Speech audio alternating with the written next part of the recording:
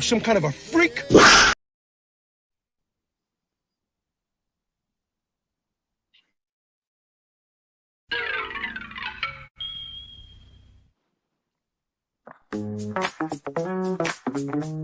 This is how it is today.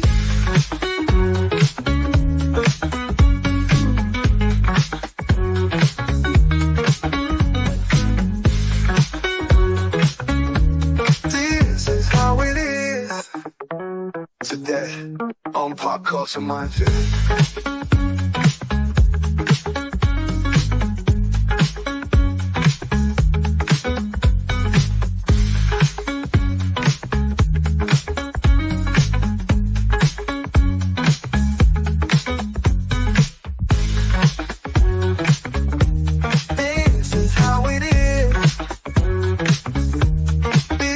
How it is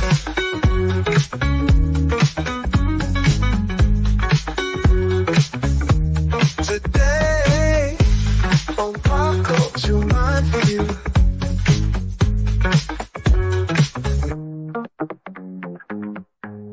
Today on Pop Culture Minefield. Today on Pop Culture Minefield. Oh, I'm sorry, we're live. Hey guys, hope everybody's having a good Saturday.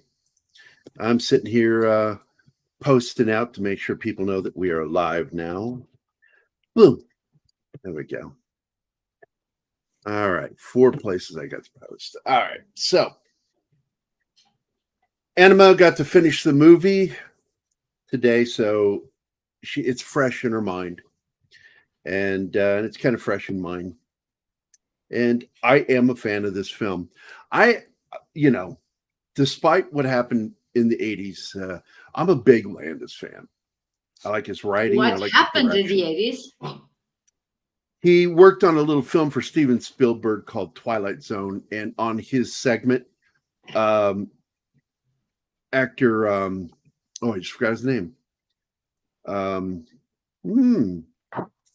Anyway, an actor died, was killed, and 2 young children were cut up by a helicopter blade in a stunt gone wrong. That shouldn't have happened. The stunt was done after hours.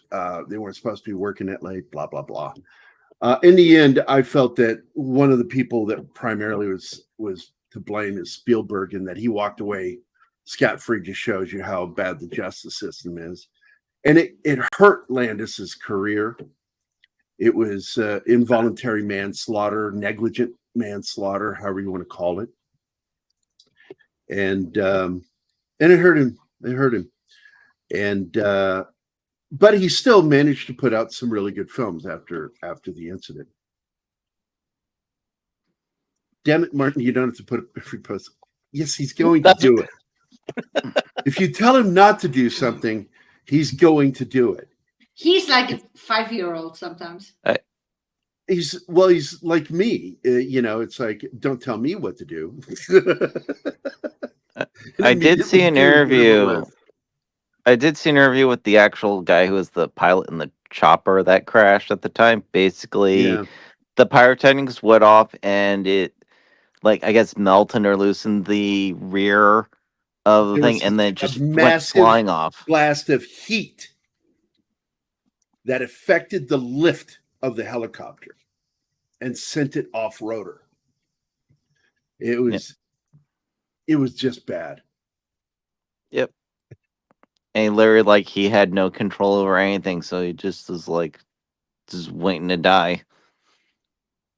I'm telling you, man. And a lot of us who grew up back then, we got to see that footage. I've seen it, and it's gruesome. I don't ever want to look at it again. It's so quick, but you know what happened. You see it, and you're like, oh, that blade just went right through them. Yep. So Tom Baker is here. Our good buddy Kingsport Cal is here. I see All Hail Lord Thoth is here. He was the first one in the house. Weird audio things going on again. I think maybe Shinaski, are you outside? No. What the Oh, okay. Then I don't know. I don't hear anything bad. So I You don't know heard what it though, guys, right? Yeah, for a second. What Yeah. was it? It Like sounded like you cars were. going behind you, like you were on the Yep. street. Oh, Weird. it's like, oh crap! I'm in an accident. Oh god, we're on the Twilight Zone set. Quick, duck. I mean, I know exactly where Gary is, in a house where you don't even see the neighbors. There's just meadows around. Yeah, it's like Oh, One that's country. paradise. if there's a furthest point from the sun, that's where I'm at. Probably, yeah. So, but it's quiet though. I like that about you don't Okay, get a lot of we have the cosmos first out there. legitimate question of the show. It is a John Landis film that came out in 1992. I was out in California, stationed off of McClellan Air Force Base, and we went to see it in Sacramento at that theater. I showed you the theater animal where I went to see a lot of films in Sacramento, or as we like to refer to it, as Sack of Tomatoes. And man, I really got into it. I enjoyed the crap out of this Yeah. film. This and T2 are two of my favorite periods from that. Two of my favorite films from that period. It's got some flaws in it, and they're pretty easy to spot. Like first of all, if you're in a hospital and you're connected to an EKG or EEG, and you pull the leads off, they go dead. They don't keep going. They don't keep reading, yeah. That and medical personnel aren't notorious for being screamers because That they've seen a lot annoyed of me fucking shit. so much. Yeah. Yeah, would but be screaming. you get over it. I got over it. You can get over it.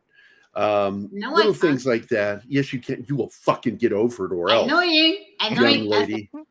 I'm over you, Gary. So And by the way, Kingspot Cal, I don't need GPS on Gary. I know exactly where his computer is because I helped set up the desk. I was there, like a Yes, she little over was. a week ago. And I wish I was back. She put cameras. She put hidden cameras there. instead of a global Ew. positioning satellite, it's Gary positioning system.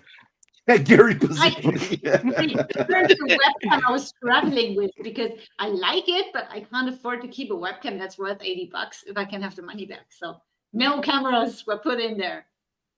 Now, I didn't know about this, Tom.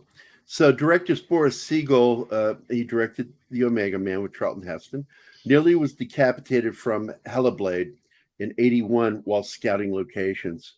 I wonder for what film was he scouting for at the time? I need to look that up. Boris Siegel. The headless rider. I think the only person who could survive a helicopter attack blades flying towards them would be Werner Herzog.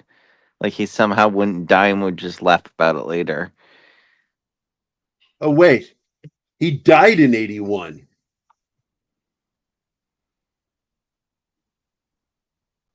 He was actually killed by the helicopter blade. Holy shit.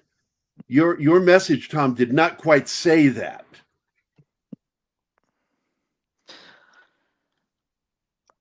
Okay. Yeah, if you say nearly decapitated, we thought it's like, oh, he was almost decapitated. No, you mean Yeah, that it was almost the he head actually was means almost off. Literally, right.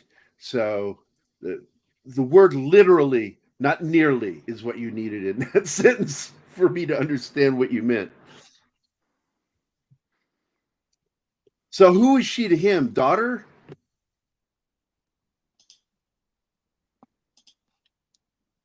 Yeah, daughter.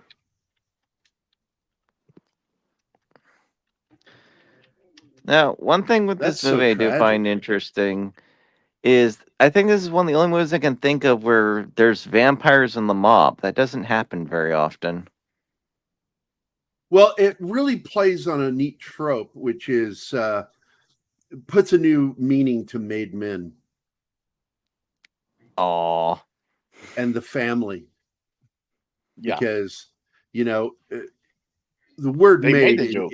in mafia terms means that you're not really part of the family until you're made. and you got to go through this whole process. And man, oh man, this movie plays on that. I love that element of it. I love the comedy of it because it really is. It's a vampire comedy. Yeah, I agree, Angelus. It's an awesome movie. Long time since I've seen you, dude. I need to do more vampire films. Maybe you'll pop on. It's a vom-com. Oh my A god! what? It's No, don't do it again. Back, Shinatsky. Vam rom-com. Yeah. Nah, sounds weird. I didn't see you were. Didn't Herzog get shot with a BB during an interview? Yes. Yes, he did. Werner Herzog got shot by a high-powered BB because there's no way that thing went that distance. In fact, we have shown that clip here. Yep. Yep. That shit was crazy. His reaction is the funniest part, where he goes like, "It's nothing, it's nothing," and like the interviewer's going out of his nothing mind. Like life itself. It will not bring you anything but disappointment and pain. I am surrounded by death. Death surrounds me everywhere. You got to go I'm in the lower. jungle. You got to lower. I am in the jungle, surrounded by death. Even though there is light here, it is nothing but death. I feel the need for suicide, but yet I keep on living, probably to make You sure I just use the torture word we're not Kinski. supposed to use on YouTube. We can't use that word. What? You can't use It's self-deletion. You can say self-deletion, self-removal, kill oneself. You can get away with, but you cannot use the S word. They will fucking. The robots are watching for it. Okay. The robots. God, man, that must make talking about MASH a pain in the ass. Yeah, I know the theme song. It's like the theme song to MASH. You can't say. You have to say it as self-deletion is painless. Self-deletion makes me feel like self-deletion. Fucking language policing, man. This shit sucks. Yeah. But yeah, on to more fun things like vampires deleting other people. Yeah, I'm sorry. I was just reading some of the comments because Tom said Basil Dearden of that Dead of Night movie, two weird things. And I'm not sure what he was talking about because I don't see the rest of that. So Dearden directed the story of the car crash premonition and the man who haunted himself. Oh, I remember that movie. That was what's his name? Gay actor. Never came out of the closet till like he was near death. Rock Hudson. Yeah, thanks. I already got it. Didn't need your help. Fuck you. I was gonna say Nicolas Cage, but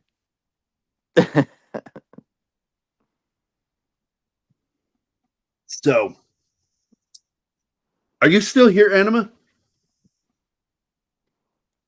she's muted. I think she's quietly judging us. She's embarrassed. She's always embarrassed. You have to be kidding me, Kings. He had a live-in partner, and he was the first celebrity to succumb to HIV/AIDS. Yes, that's why he came out to raise King's awareness. Portal. I didn't know The Rock was gay either.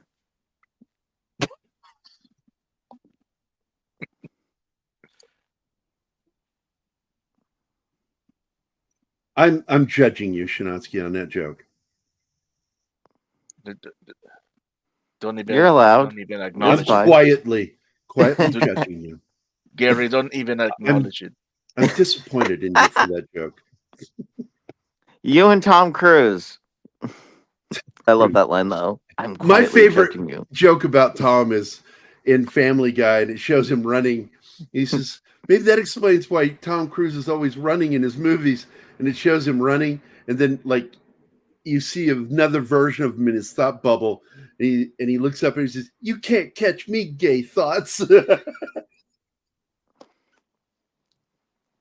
He's running so fast his gay thoughts can't catch him. I'm using sleeping when I'm. Wait, hold on. Put it up so I can read it. I'm used to sleeping when I'm on the night shift, so I usually miss the streams. But I'm chilling at work and saw you were live. Outstanding, Angela. I haven't seen you in a long time, dude. Let's see. The two stories of that film in the place on the A4. Roger Moore's scene where he commits self-deletion. All right. You should just hop on sometime with us and just talk about some of this stuff. So, but anyway, so I'm trying to find out where my girlfriend is. Anima, are you there? Have you abandoned us, Anima? Don't worry, everyone. Our goal is to embarrass ourselves for your amusement. I'm here. That's pretty much the whole basis of everything I do. Well, there you are. You're there. Okay, good. So, you know, I invited Tom to join us today because he knows this film. He owns it, but he cannot join us because he's doing family stuff today. So I'm like, oh, it's cool, dude. Don't worry about it. We can do this show without you. He jumped in yesterday, though. Both he and Richard. Yeah, no, that was a lot of fun. That was a lot of fun. Cal, no, it's past 10 p.m. There's no vacuuming here at that time of the day. I would have my neighbors trying to break down my door if I tried that. You don't know my ex-wife, Zoe's mother. I thought something was wrong with her when I would catch her vacuuming at 1, 2 o'clock in the morning. And I'm Dude, like, it's chill in this building, but fucking wide awake. She's like wide awake. And that's about the time when Ben Hindi told me, you know, she does meth, right? Dude, listen, the apartment I had where Heidi lived on one floor down from me, where I got to meet Heidi, my best friend. I mean, yeah, you could hear shit. Okay. But they put up sheets of paper saying, do not have water running or do not flush your toilet past 10 p.m., between 10 p.m. and 6 a.m. And I'm like, what the fuck? You're not allowing me to wash my hands or go to the fucking toilet between those hours? Ridiculous. What if you have a baby and need to wash it because it throws up? That was... Now, Angeles, a couple of weeks ago, we did the original Salem Slot. And the train rig one. And then we did the new one. Yeah, week. Wednesday. And we were shitting all over it. We're shitting all over it. What's wrong with it? Why it's fucked up? And stop doing this. You know, James Wan, anybody involved with that needs to be ashamed that they made that fucking movie. So it has so many problems. Couldn't even bring back Gary Busey. Melissa Stribling, his wife and actress, Dracula obsession in Hammer 2958 movie. I died on the same date in her sleep exactly 20 years later. I love the 1958 Dracula. It put the scary back into Dracula. It was fucking good. I like it. Christopher Lee is the blood. His eyes are bloodshot. And it just really adds to how scary he is. So once again, I paused it here because we start going off on a tangent, and I tend to want to pause when we do that. Directed by John Landis, and it's got a great cast, one of which is none other than Robert Loggia. And of course, I brought this, Robert Loggia. That's Robert Loggia. Can you spell that for me? Certainly. R as in Robert Loggia. O as in, oh my God, it's Robert Loggia. B as in, by God, that's Robert Loggia. I love Robert Loggia. And we lost him not that long ago. And just a great actor. And they got a casting. You'll see guys from The Sopranos in this. This is early in their career. You get Chaz Palminteri in this movie. And then, of course, one of the biggest ones is Anthony LaPaglia, who's actually Australian, but he's spot on. He does a great New York accent. And this film, and I don't know about you guys, this film and So I Married an Axe Murderer are my two favorite LaPaglia films. He's actually good in comedy, which is why I guess they got him on Frasier to play the housekeeper nurse person's brother from England. Drink your juice, Billy. He was never too big of a guy, at least in the films I watch. It's like he'd be there, but... And a lot of people don't know he has a brother who's also an actor. He was on a show, what was that show called? 7 Days? Where The time travel one? Yeah, the time travel. Yeah, the 7 days. Yeah, Cameron worked on that. Great fucking show, man. And his brother's a very good young actor.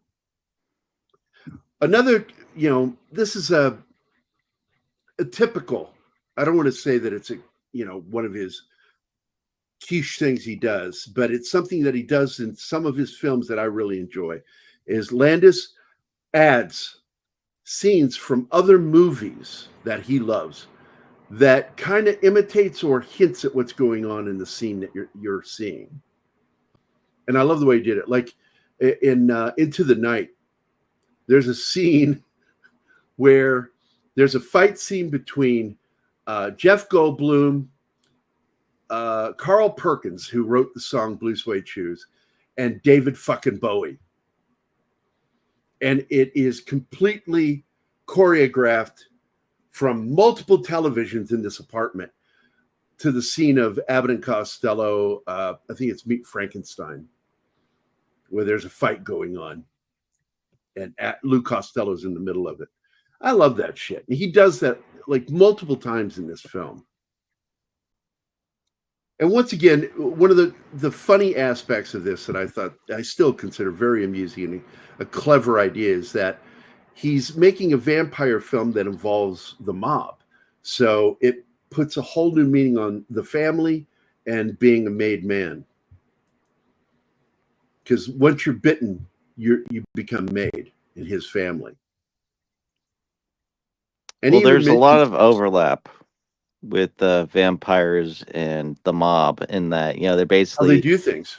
Blood in, blood out kind of thought, Yeah, they're upper class people who prey upon those lower than them to keep themselves going. And the last thing they want to do is get caught.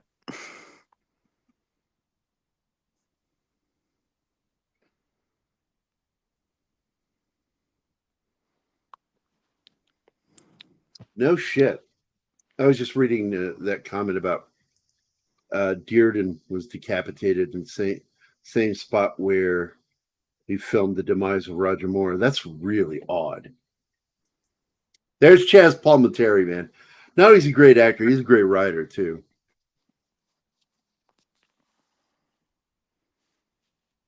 Yeah, it's absolutely a vampire film with the mob. It's great. And she fucks up because what she does is she's a very picky eater. She will not kill and eat good people. She'll only kill bad people. And she almost is going to kill LaPaglia's character, but then she finds out he's a cop. And isn't it Chaz Palminteri that bites it first or gets bitten first? Yes, it's Chaz. Chaz is the first victim in the movie. Yeah. And so what she does is to make sure they don't come back, she makes it look like an execution or something else that happened. And so like Chaz Palminteri, she just starts shooting him with a shotgun, 12-gauge shotgun. And makes it so it'll look like he was executed. And on top of that, the minute you do damage to the brain, it's like zombies. If you damage the brain, the vampire dies. She explains that. She explains that you disconnect the central nervous system, so it doesn't work anymore. So destroy the brain. Destroy the brain. And on top of that, the religious aspects of vampires doesn't exist in this. because you see her go into a church and She's safe in the church, and she has a reflection in the mirror. Yeah, she doesn't, suffer from that stupid. I always thought that was stupid. It's just No, I like that. stupid. I like that I've they don't never- have a reflection. I don't, especially in film, because then they'll show the clothes not reflecting. I'm like, Yeah. Now, Anima, the thing with the mirrors, it has been a mistranslation, like the thing with the thumbs up and thumb down. It's not that they do not have a reflection. The thing is, when the myth came out, they remember that vampires do not work well with silver and mirrors. The reflecting portion of the mirror was I made. don't know about silver. That's mostly for werewolves. That's not. no, so it's much also for vampire vampires too. It was It's the based purity. the mirror. It has to do with the purity. Hey, Zax, what's up, buddy? Hi, Zax. So they could have reflection on anything except silver. But back then, the mirrors were based on that. That's That's They had a interesting. silver Okay. lining behind the glass. Yeah. So I do want to point out that LaPaglia is undercover, working with the mob, and when he gets asked to shoot somebody, and Chaz's character hands him a gun, he loses his shit on the police van. I because want he to point knows out that you completely don't know that watching the movie. No, If you Gary don't hadn't know told that at me this that- point. No. It But would have he taken me at loses least his- half an hour more to find out he's an undercover cop. You So don't he know that. loses. It doesn't take that long. He loses his shit on the van that the cops are in, and he does this all as an act. But he didn't like the fact that he'd been handed a gun on camera. He gets his ass kicked for that later, busting the cops. Yeah, they're pissed at him for doing that. Yeah. But I there he knew is, he Chaz was- commentary. Oh wait, what? Okay. I knew he was a cop the moment he refused to shoot the guy. He said, "Oh, I did too. this is a cop." That was the minute he refused to shoot the guy. I'm like, he's a cop. I just thought he's not as bad as the others.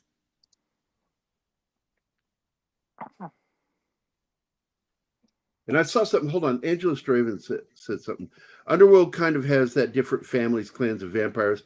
I did like that. Trying to think of there is any video games. I don't play vampire games.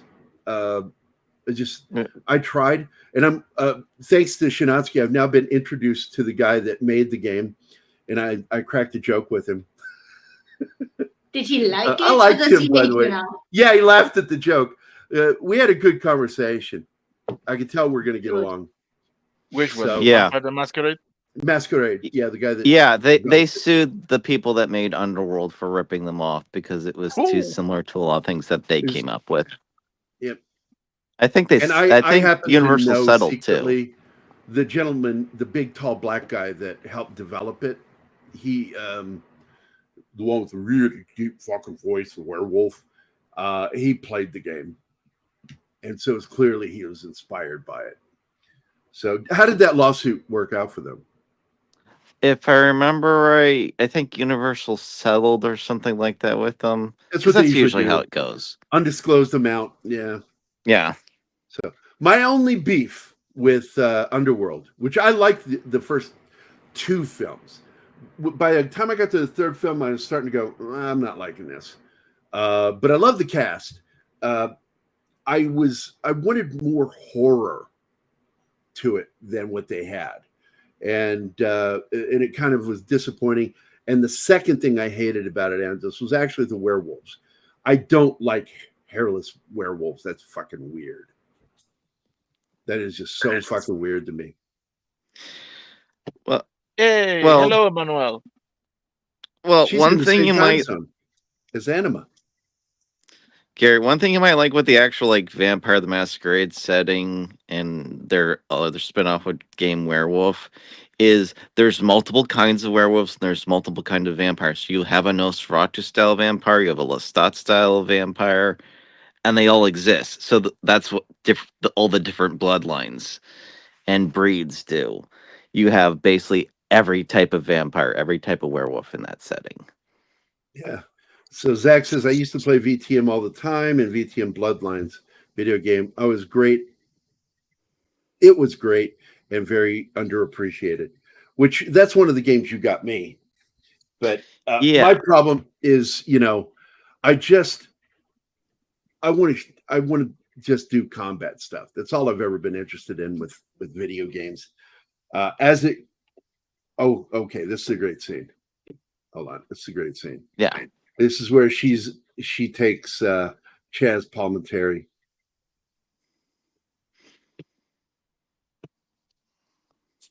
And she kills the living shit out of this guy. It's fucking awesome. And it's the second time they add that roar sound. For anybody that's a fan of American Werewolf, he used the same sound effect in the dream sequence when he wolfs out in the dream. It's a panther. It's a panther, I think. Is it? So either way it goes, Landis just liked the sound and he used it again. It's the same sound he used in American Werewolf in London. So here we go. Hey, what are you, some kind of a freak? By the way, I owe Zach something. Here we go. Hey, fuck you, Kyle. Yeah. He thinks to himself, one of these days, maybe he'll forget to do that. No, he'll never forget.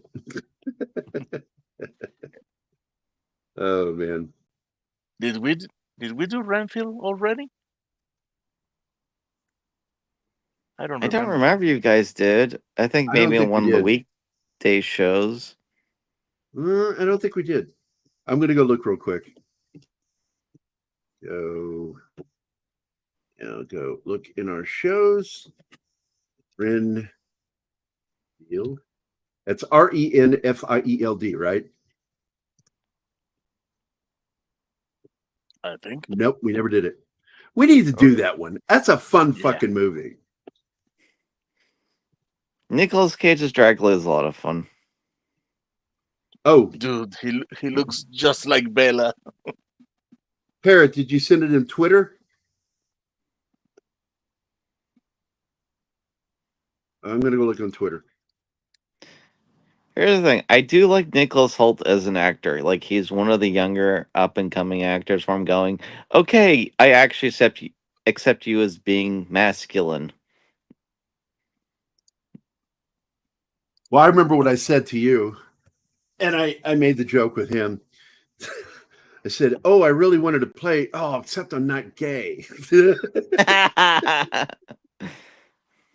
He chuckled. Oh, man, I totally want to play, except I'm not gay.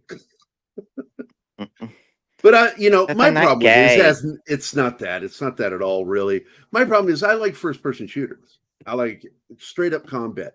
I don't like running around and having to talk and investigate and find things. I've had some fun. Like, the only game I ever enjoyed that you did that with was the one I did the graphic novel for, because I did the official graphic novel for Alan Wake. And I loved playing that fucking game.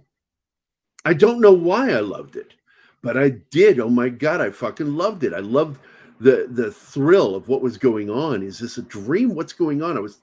It's a mystery, and I had to unravel it. So once again, there is my favorite man right there, Don fucking Rickles. It was good to see him come back to movies and playing a less comedic role that's still funny. He's funny because of his reactions to things.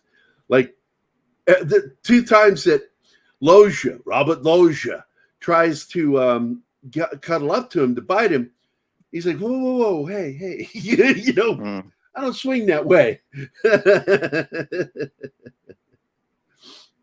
I'm not gay. I have relations with women and sex with vampires. Okay, what is VTM? Vampire the Masquerade. Oh, see, I didn't know what the T was for. Vampire Masquerade. I thought there was no the between. So okay. So you guys are fucking vampire nerds, so I get it. That's all right. So they had a TV series, huh? Yeah, Kindred the Embraced. I've never even heard of it. I don't even recognize that name. It's all right. It's got the guy that played Dokes in Dexter. He's not the head guy, but he's like the lead character's partner in the first episode. And it turns out he's basically like a Renfield, like he's basically a ghoul. For Name over 60. Familiar. Okay, so it says right here. By the way, thank you, Parrot, for sending it to me. It says plaintiffs claim that over 60 points of unique similarity between Underworld and their work.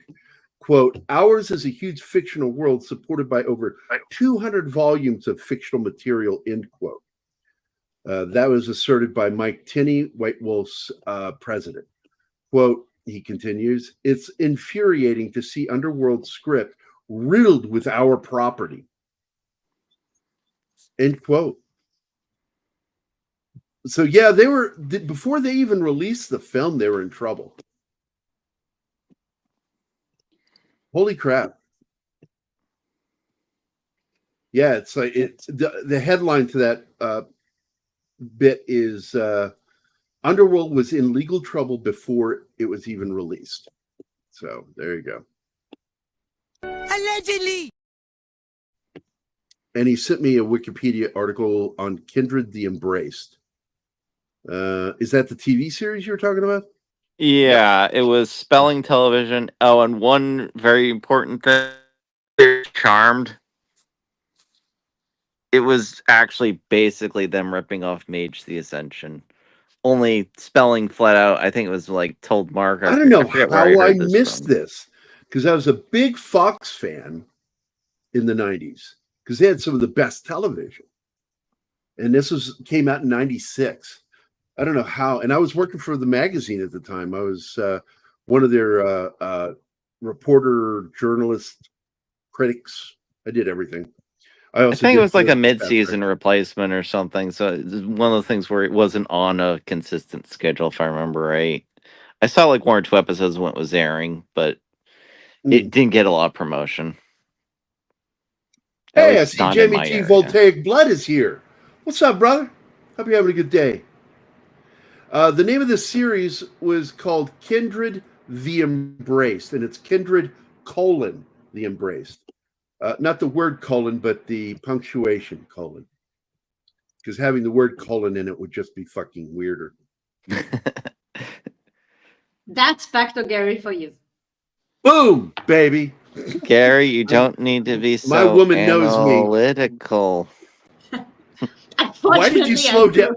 Hold on. Why did you slow down saying analytic? It sounded like you were playing normal speed, and then all of a sudden somebody grabbed the tape, and you're going, you know, that's why you are like analytical. Just celebrating the witches. Exactly, Gary. You just proved my fucking point. Oh man, I see Regis is here too, man. Yes. Oh, Regis, what's up? You guys know who Regis is, right? Yeah, he's Reggie. Edgy boy. He's an edgy boy. Oh, I thought you said Vichy. Like, no, he's not Vichy. No. Name, you stupid idiot. He's Emmanuel's significant other, husband. Yep. Her man lover. Gary, it's husbando now. Stay with the cool kids. What? Stay with the cool kids. I paused on this because, God damn it, when she gave him that look, when I watched this, I was like, damn, I need to divorce my wife and marry this woman. Dude, that look and the smile that she has. I'm a woman and I'm not lesbian, but dude, she's hot. Oh, she is. She is so pretty. And so this scene is great because he's Italian. So guess what? He's going to have a lot of in the house. Garlic. Wine. So he orders garlic mussels. I forget what it's called, the Italian dish. But, it's absolutely fucking with her. It is just fucking with her. She's having so much trouble with this. I think the Italian term is vongole con aglio. Mussels with... Yeah, magia. Magia. Mangia. So here we go. I'm going to play the clip. In spite I do not eat fish. You're a vegetarian? Well, this is mussels. They're vegetables, more or less. Vegetables. Yeah. more or less. Guys, vegetarian me watching this is like, ew, gross. Mussels are fucking gross. I couldn't imagine eating them. So What? Well, look, I eat oysters, but I don't eat raw oysters. But I will eat clams and oysters, and they're in the same family. Mussels, I've never eaten mussels. I got to be honest, they're too big, and they're really fucking look like they're like gizzard tough. Because No, if you ever my tried man, to eat that's- chicken gizzard, it's fucking tough. the only thing seafood no, I you're- ever tried you're was wrong shrimp, about and I mussels. fucking hated them. So I've just never eaten them. I have no idea, Martin. They look to me like they're going to be like chicken gizzards, and No, I've always avoided them. they're very soft and tasty. Oh my god, they are awesome. Are they supposed to be that soft? Phrasing. There is actually that scene in this fucking movie. Yep. And it's an echo of the scene from Animal House when she's like, she's got the surgical gloves on and she's massaging his joint. And she says, "Is it supposed to be this soft?" Well, and after that, she raises her hand and you see the glove. It's so Yeah, and she pulls the glove off. So this is the RAPEECT. You know exactly what I mean. Scene that he thinks he's going to force himself on her in the bathroom. And then she kind of gives into it for a second, but only because she wants to get him in a certain position to where she can overpower But him. he's full of garlic. So how does she drink him? He hasn't eaten it yet. He's not eating it it yet. all the time. He's eating it all the time. And he still has the smell on him because she's still sick from the smell of garlic in that scene. Remember? But she's going to eat him. She's going to eat him. She likes And this is where we learn she fucks up because somebody comes to the fucking window and interrupts her. It's not her Because fucking up. She doesn't have time. She couldn't kill him. She had no time to finish him off to make sure that he couldn't come back. I love when she lays down the rules. And that is what it's very simple. This is what I told Anima watching this. Let the director set his rules. And as long as he sticks to the rules he creates, I don't have a problem. I just found it weird that she doesn't have a reflection in the mirror because they never do. But she lays down her rules at the beginning. And rule number 2 is finish your food. That means make sure they can't be vampires. Exactly. And she doesn't get to do that here because out of time, somebody's here. She needs to run. I also want to point out she is a very fucking messy eater. They all are.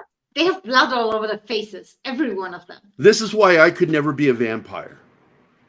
Because I can't stand anything on my fucking face when I'm eating. I'm constantly wiping my face, making sure there's nothing on there. I'm so OCD. So you have the cops listening in on this shit. Oh, it's great. This whole fucking movie. And I am a big fan of LaPaglia's. I like him as an actor. And if you've never seen So I Married an Axe Murderer with him as Mike Myers' best friend, you have missed a great fucking movie. That movie is so much better than the way it got treated. I love the scene where he tries to do the police confiscating the vehicle thing, and the guy just goes, "You can't do that." And then the guy ends up giving him a lift.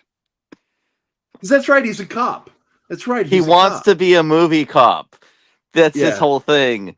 So it's like, wait, there's an actual actor. I can do the cool movie stuff. And then it's just, nope. Right there is a very young Luis Guzman, another favorite actor of mine.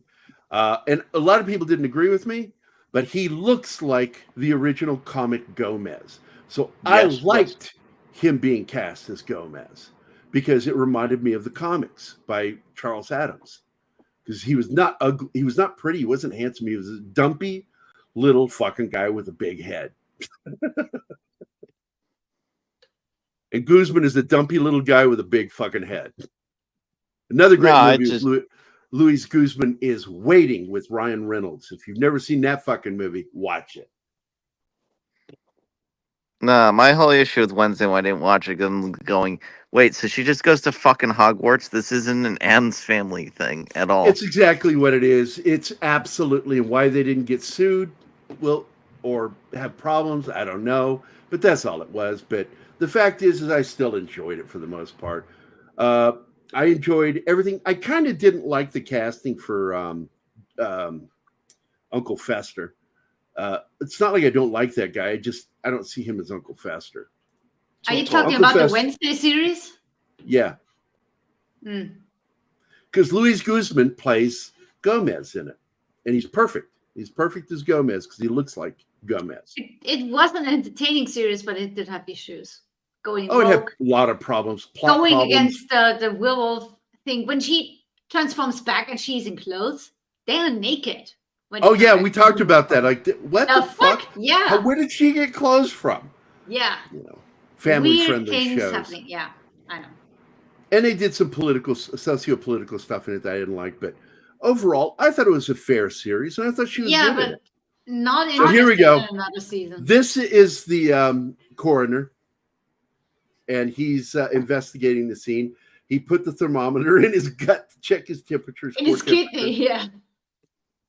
And well, you're only supposed to put it in the abdomen, but it pierced his kidney. And the thing is that he's uneasy because the temperature should be going down. It's going up. Yeah, he's not going down. It's going up. When he's asked about what do you think is happening, he says like, "I'm being paid, so the less I say, the better." I love that. And he screws himself. LaPaglia does by showing up on this crime scene as a cop because he gets spotted. Yep. And he gets outed. Well, that happened when he went to the murder scene of Chaz. It was with television and papers, and they took the. Oh, was it there that he did it? Yes, it was there. He doesn't care because he already knows there's something really super weird going on.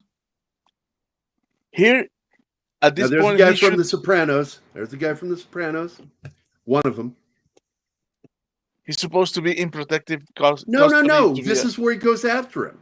Yeah, this is the part where he goes after him after they see him. And that's when Don Rickles confronts him too. My clients are paragons of honor. They are criminal, but not liars. So now he's got to hunt these guys down from the outside. But he's up against something else here that goes beyond nature. It's super nature.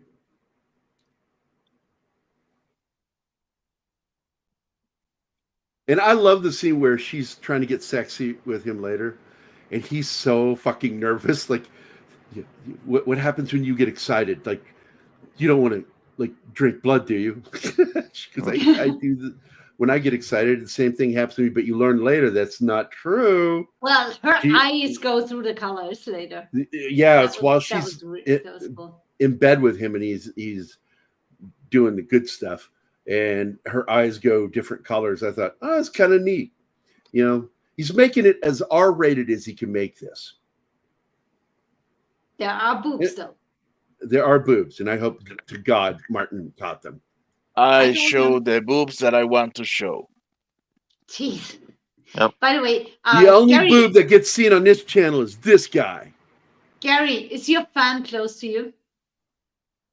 It's over here, about 3 feet. Why? That might explain you. I'm still getting weird background noise from you. Occasionally. I don't know what to do. There's nothing I can do. And I'm not turning that fucking fan off because it gets hot in here. I'm in a exterior room. So the sun is like right there hitting this wall and this window, sending warmth in. Yep. So where are we? Oh, this is where she escapes to the Catholic Church. And that is so weird. She's safe in there. Yeah, because it doesn't follow any of the religious stuff with vampires. I don't know why he's chasing her around there, but the location she wants to get to is the shower that the church has for homeless people, I guess. And that's where she's washing off all the blood. And then she goes out there and leaves fucking bloody footprints. And that makes no sense. Which is weird. She was standing under the running water for a while. There shouldn't be any blood on left. her feet, yeah. War Monkey is here. What's up, buddy? Hi, Monkey. I just find it funny that it's like, yeah, after all these years of being a vampire, you never learned to, not make a mess. No, she never learned. She's still making a mess. Where's the video? There it is. By Fuck what you, Tim. name are you known? There are some who call me Tim. There you go.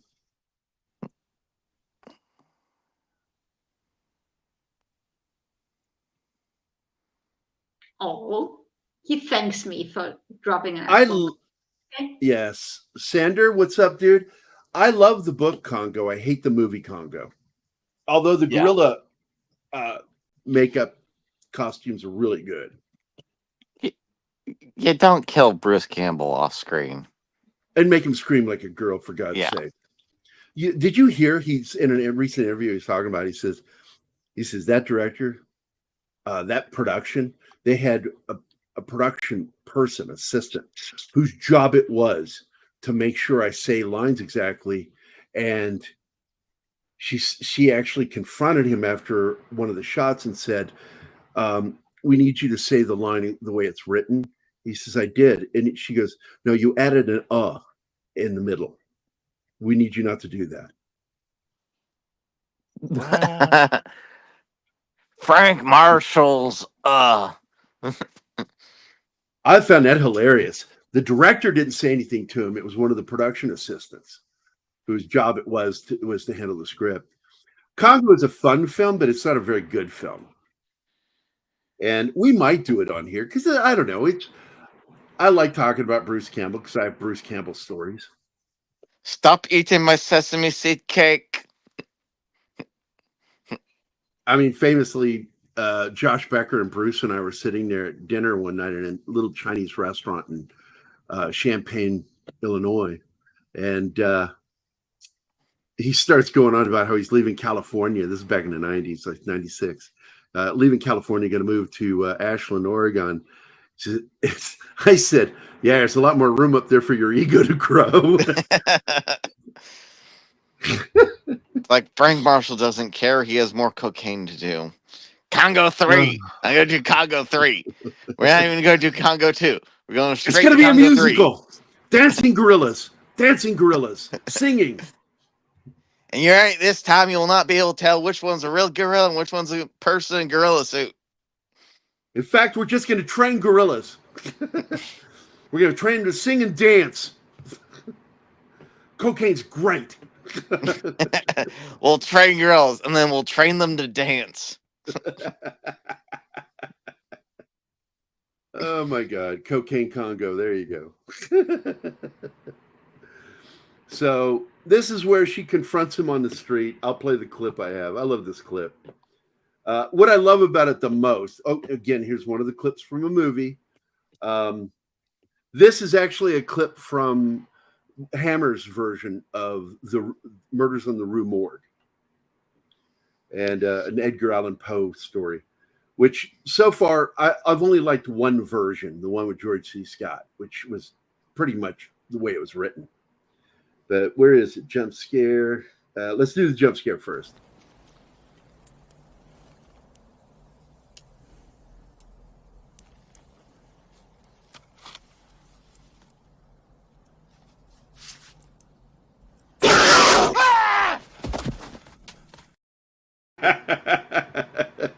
It's a great jump scare.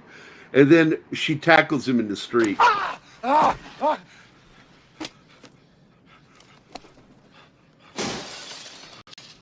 You are under arrest. Stay away from me or I'll kill you. Stay away from me or I'll kill you. Kill you. Who does that remind us of? That's like a drunk vampire speaking. It reminds me of Ahmed the puppet. Yeah. With Jeff Garland.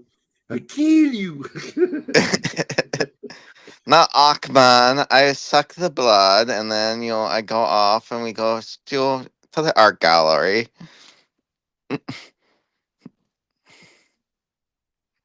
Just another hefty bag enchilada.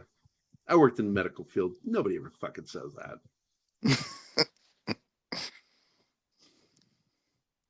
I think the worst thing I ever heard was somebody bringing somebody in the body bag, and somebody in my group said, "Oh, you brought lunch?" Oh, I'm disappointed. Oh, it's just a dead body.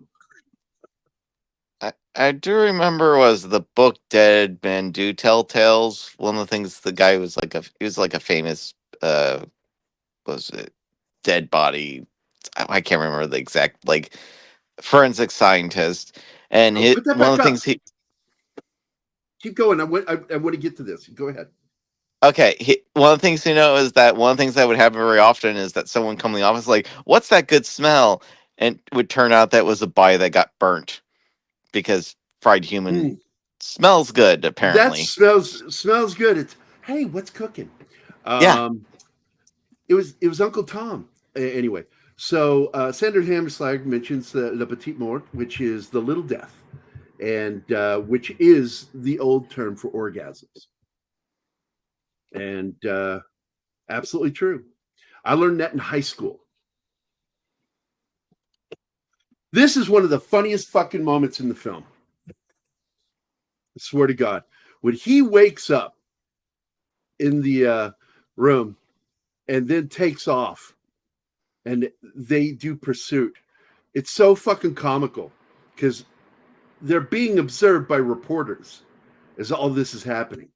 They see, what's his name? The gangster here.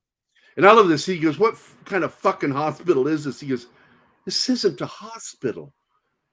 And then he pulls the bags off and he realizes in a morgue, especially after he pulls the thermometer out of his gut.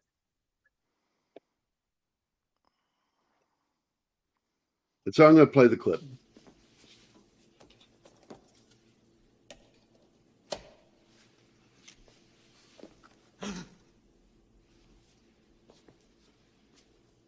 What the hell hospital is this? This isn't a hospital.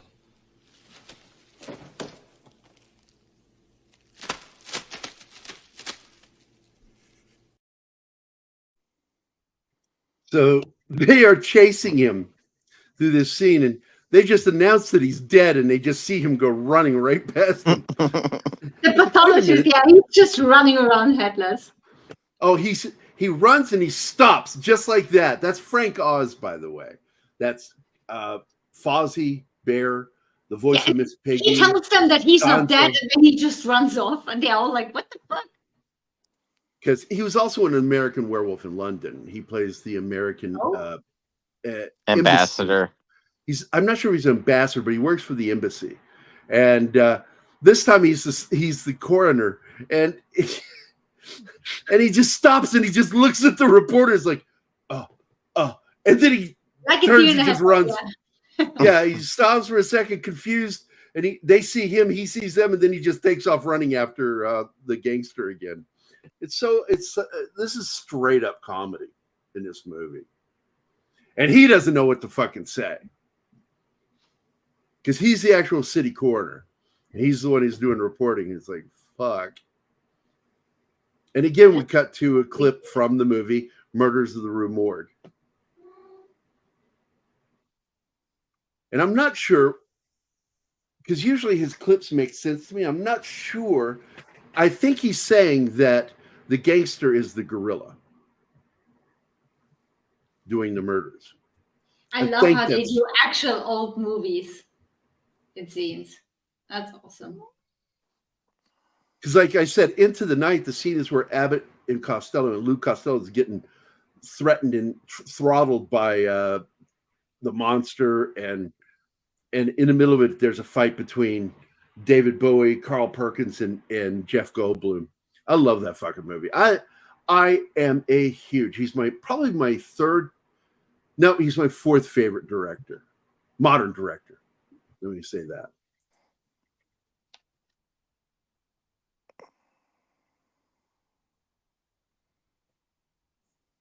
And the amazing thing about LaPaglia, you'd never know he's from Australia. He absolutely loses his accent in these films. And he's really good at it, unlike some English actors, because they get really nasally when they try to do American. Oh, that's neat. I always thought it was kind of from like Boston or New York, somewhere on the East Coast. That's what the accents he's really good with. But the fact is he's from Australia. And hell, he even pulled off East End London when he played what's her name's brother on Frasier. What is her name, Anima? I forget her name. The one that took care of the dad. Don't ask me about names. I the don't British know. bird. Daphne. Daphne, thank you. Daphne, her brother is a jerk off, man. And he's always drunk every time he's on the show. I like the film Transylvania 65000. I like that song too. Yeah, it's a fun movie. It's one of those great cable movies.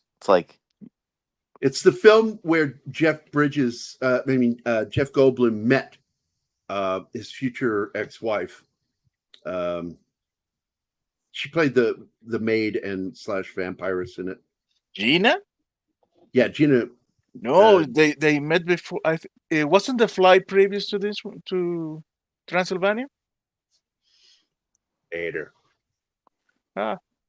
That's the thing of being in Venezuela in the 80s. The movies didn't arrive at the precise order. Because that one came out in 85. And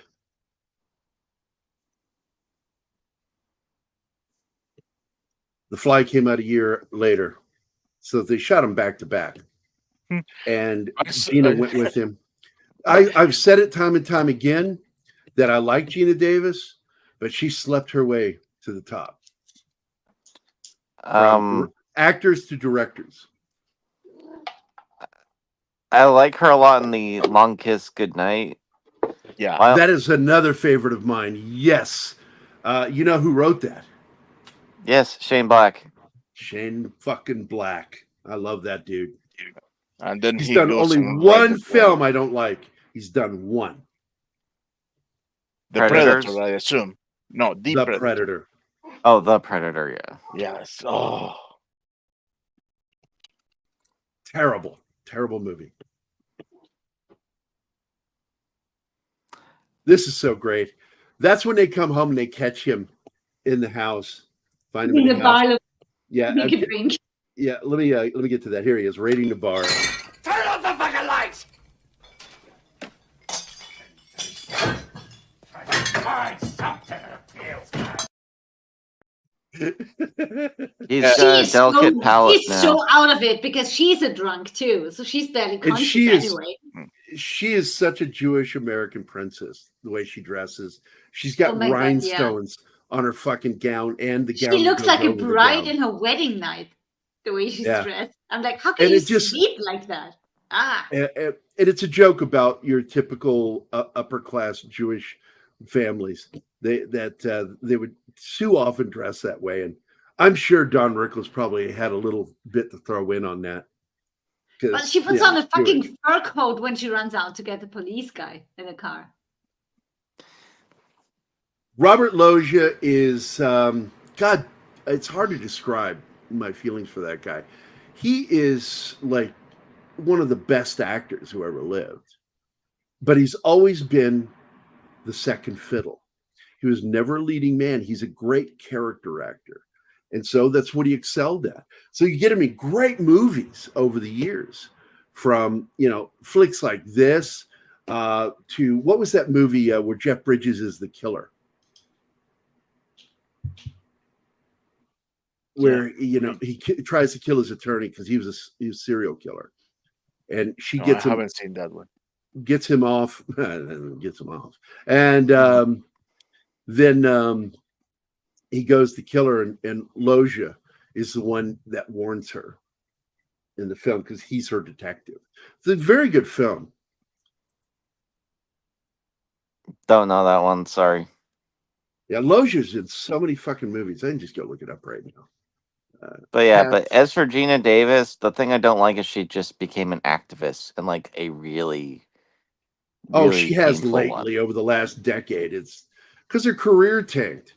So she's trying to get press. That's all that really is. I see shit like that and it's like I don't take it personally. I don't really think she really believes half the shit she says. This is all about getting attention. So yeah, that's it. Jagged Edge is the movie, Jagged Edge, where he plays the detective for the attorney and saves her life. So Robert Loggia, Independence Day, for God's sakes, and he's in the sequel, which was crap. Let's see. Let me get down to some really good ones here. Oh my God, a lot of bad ones before he died. Funny Money is actually a fun film. I enjoyed that one. Chevy Chase, he's in that one. American Virgin with Bob Hoskins, he's in that one. Let's see. Not good. Oh, that was a terrible film. No, that wasn't good either. Not good either. I'll mention it. Wide Awake is actually M. Night Shyamalan's first screenplay.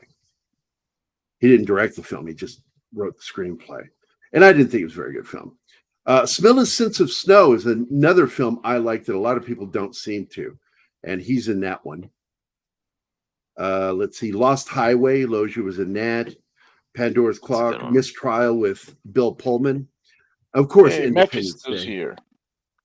Hey, Mephisto, you were here just when we were talking about something that you could have lent a little bit on. Not going to join us? Come on, Mephisto, join us. Well, they're raiding us, so he just finished his show. And, it's 11 my time, so it's midnight his time. Cut him some slack. No. Come to Pop Culture Minefield. We have Robert Loggia. He was in a film called The Right to Remain Silent, which none of them did. Oh my God, this debacle of a film. I Love Trouble with Julia Roberts and Nick Nolte. He was in that. He was a bad guy in that. He was in this was neat. It was a remake of Lifeboat for Sci-Fi Go to Channel. bed, Mephisto. Go to bed. Get sleep. Fuck off. Oh my God. It's I'm trying to say something. It's a remake of Lifeboat, Alfred Hitchcock's film called Lifepod. It wasn't bad for a low-budget sci-fi film. Innocent Blood, Afterburn. He was in that movie Gladiator. You remember that one with Cuba Gooding Jr., where bare knuckle fighting. Opportunity Knocks was actually a fun film.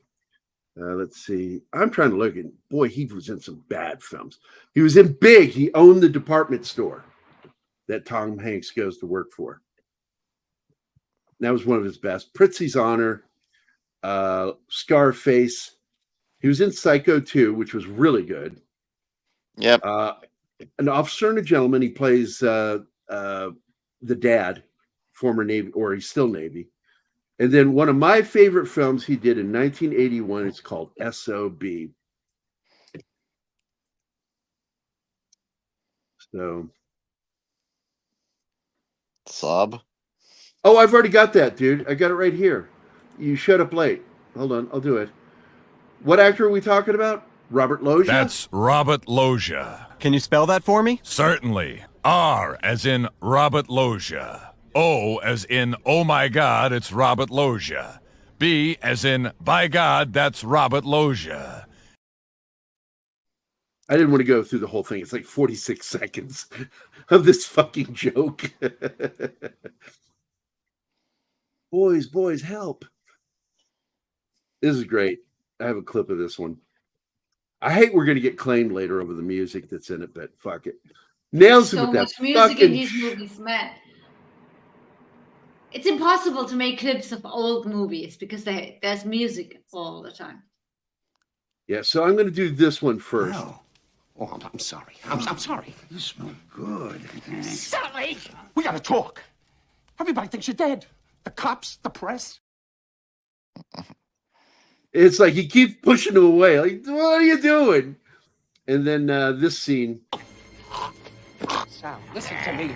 You're losing it. Don't murder a cop on my lawn. Sal. Oh. Oh. Oh. Oh. Forgive me, Sal. You gotta get hold of yourself. Come on. Come inside. Please. Just fucking nails him in the head with the shovel. Yeah, that was his last film before he died. That's right. SOB's a fucking forgotten gem, man. By the same man that brought us the Pink Panther. It's a hilarious film.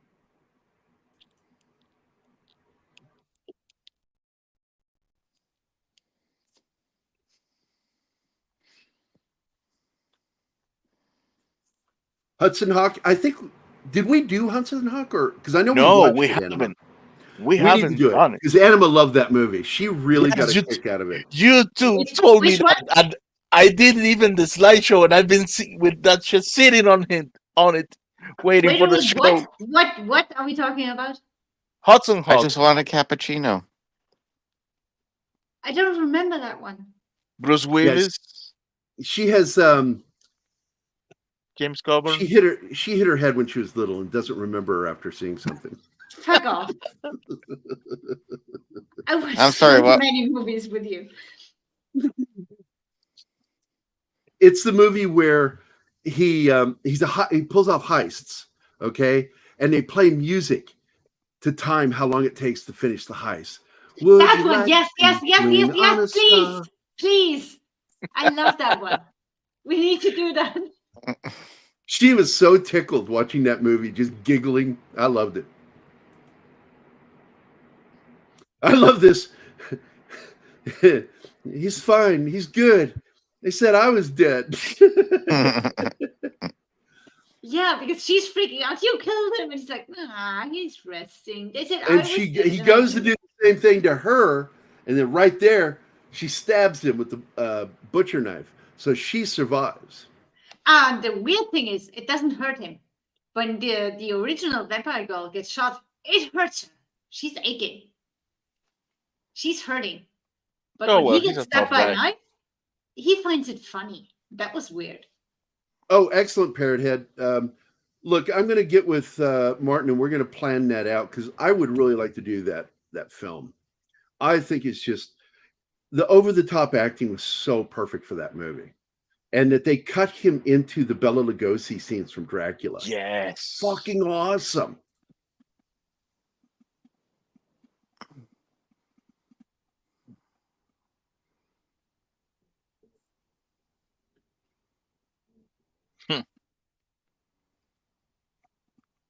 This is a great scene. I'm just enjoying this. Because this is where it becomes a vampire action flick. She finally gets the cop's attention and she's like, he killed him, and then she says he ate him, and the cop is like, what? That was funny. He ate him? The fuck?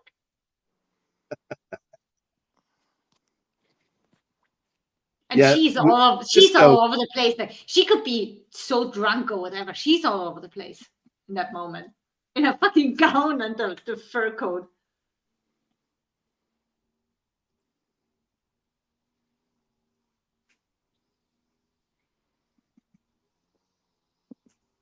And she has been drinking, so. I love how healthy he looks now. He's been feeding. This scene, look, I've got to tell you right now, at the point that she finally does something to save him, even though I don't think she's trying to, you see that it was too far. It had gone too far. There was no way he was coming out. I'm not saying that it was going to crush his feet, but they would have broken his ankles because he would have fallen on the ground with his legs forced up in an upward position. And so I just wish they had been more cautious with how they showed the close-ups of how it was closing. And it's like, there's a certain, you're not turning back point. And they went too far in the real world. they would have broke his legs when they let go of him. This guy is such a good fucking actor. I remember him getting into fights with Tony Soprano, arguing. Finally, Soprano fucking whacked him on the show. And that, of course, was Soprano's number one guy right there. With the Jay Leno hair. Number one guy. I feel so bad for never having watched Sopranos. Bob, you're my number one guy. And he does the hiss just like Jack did. Where do I hand in my nerd card for not having watched this? Sopranos isn't a nerd show. It's a gangster show. Yeah, it's a classic. Crime shows. It's a classic. It's something you need to have seen, and I haven't. And I feel bad not having seen it. Well, we'll watch some of it. I'll go pick out like the best episodes from each season. We watch it like we're trying to do with Yellowstone. Don't feel bad. The problem is the reason why it gets so long and it's so hard for us to get back to things is we are constantly doing shows. Yep. And so trying to get that done in between, it's hard to get them in there. Well, I need to be in your time zone. I would love to do a series wrap up for Yellowstone. Just do a massive discussion for a couple hours about how much I love that show and how Taylor Sheridan helped change the direction of television with Yellowstone. It's funny. I've never watched a single episode of Yellowstone. I think was Hell or High Water is the only like Taylor Sheridan thing I've seen. I love Hell or High Water. That's a good fucking movie. Yeah. That ending, it just belonged in an old Western. Because that's what it is. It's a Western. It's a modern Western. And where Jeff Bridges and he are sitting there and you think any second someone's about to die. And then the wife and kids show up and stop the fight from happening. Yep. They had the moment to kill each other and then the moment passed. It's great. And then they go, well, I'll be seeing you. Seeing you. I just fucking love that movie. What a great... Taylor Sheridan knows how to write men and women in a way that doesn't feel phony. That's why I call bullshit on The Lioness. They put his name on stuff that doesn't feel like typical Sheridan stuff because his focus is on making realistic and believable women. He was not on that show, Gary. He was halfway down the list of executive producers. He didn't have any say on that. And but they threw his name on there for a reason to sell it. It didn't work. We watched it in the first episode. I was out. I'm like, yeah. The whole opening scene with the special ops team, like that whole thing with him, it's like, what the fuck are you talking about? If that guy's over there, you pop him. You wouldn't fucking wait. So stupid. And then her being the Marine they pick. It's like, what? This girl's had nothing but problems, attitude problems. She doesn't show anything that would make her a good candidate for going undercover. Bullshit. Yeah, it's nothing about her. I like this scene when he inadvertently drives into the sun and starts burning. What the hell?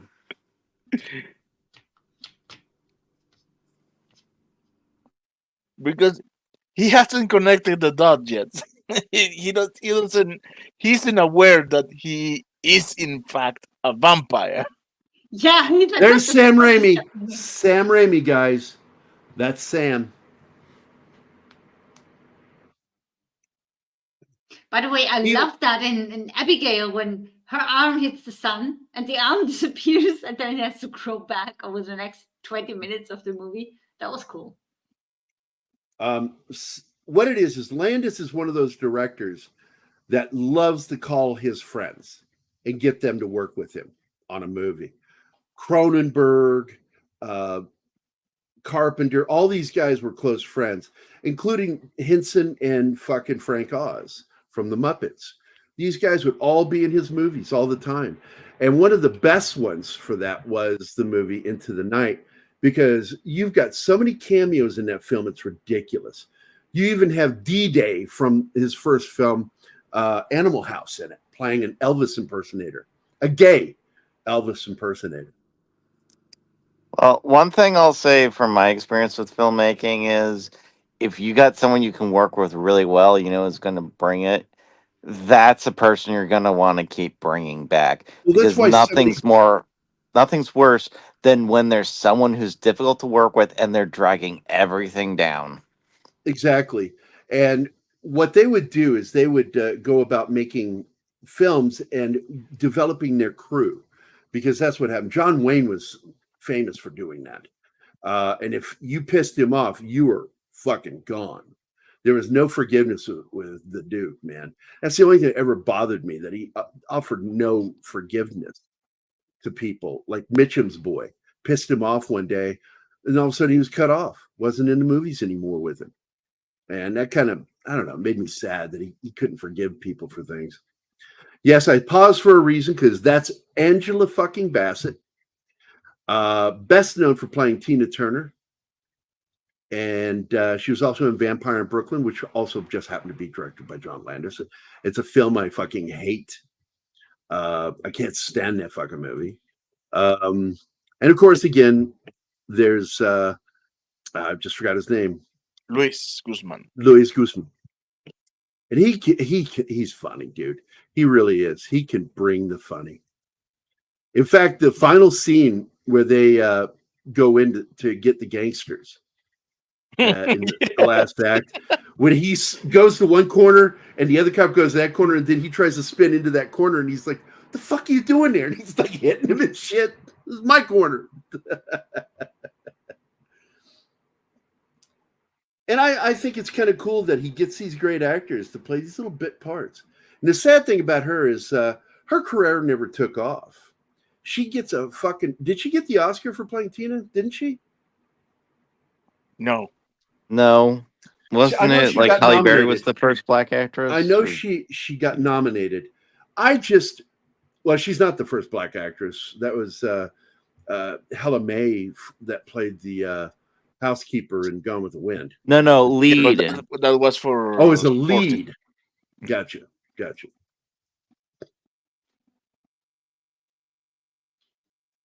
We need to hide in a hotel because she can't go in daylight. And he's so fucking scared of her. He is so scared of her. He's like... Wouldn't you? That just makes the sex better. And that's why the scene when she starts to go down on him, I would have absolutely like jumped out of that fucking bed. No, it's okay. I'm good. Don't want you to know. That's all right. No, it's no mouth did it. He does have issues. You've got issues. Listen, growing up watching stuff like G.I. Joe and Avatar: The Last Airbender, between the Baroness and the Zula, I realized one very important thing, that I've learned the absolute worst taste in women possible. So I forgot to play these two clips. I got to play two clips here. Blood. Even if the cops came with a search warrant and they want to talk to Michelli, I tell them they better get a Ouija board because he's dead. There's nothing in the fucking Constitution clearer than the freedom from unreasonable searches. And this isn't unreasonable. It's demented. The government can't pronounce a man dead and then invade his home looking for him. There you go. Yep. Oh, it clicked. I need you. Sal, come on. You always do for me. Do for me, Maddie. It's okay. It'll be okay. Yes.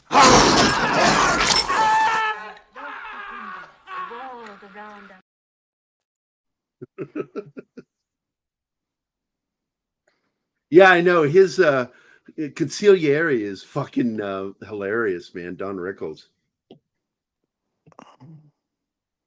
Let's get back to this hotel scene. Where'd the play button go? It's disappeared. Okay, I see some. Either you do it or I do it. What? Bring it down? I'll do it. What? I don't know what you want me to do. Nothing. Because all of a sudden now the play button is gone. So I can't pause it. Gary, that makes an awful quote for you. The play button is gone. The play button disappeared. It's paused. Do you want me to roll? Yeah, hit it. Hit it. Yes, it did. Okay. I'll say pause when I need to pause, buddy. Okay. I only pause it so I can play those 2 clips. I think I can. That's it. This is another weird one. Alfred Hitchcock in a cameo in the film Strangers on a Train. I'm not sure why he threw that in there. Maybe he just likes it. Now it shows him flatlining, and then it starts up again. So she turns and sees it and then goes, oh, okay. Goes back to what she's doing.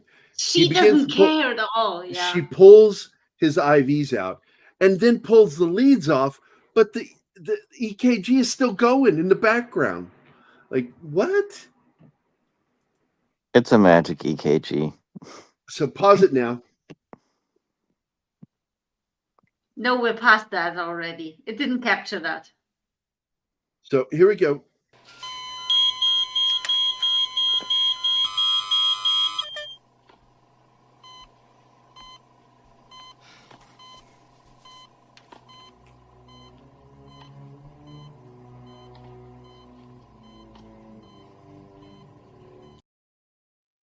I love that. So he's got a good solid T wave, I'll tell you that. His sinus rhythm is good too, because I know how to read an EKG. Ha ha, motherfucker. It's just so weird that both lines are the EKG. Well, what I learned from my sister was in the ICU was the top one is the EKG, the breathing. Yeah. And then comes all the rest. And it's just they never get it right in movies. It's always fake and weird. All right, I got a clip to play. Clip to play.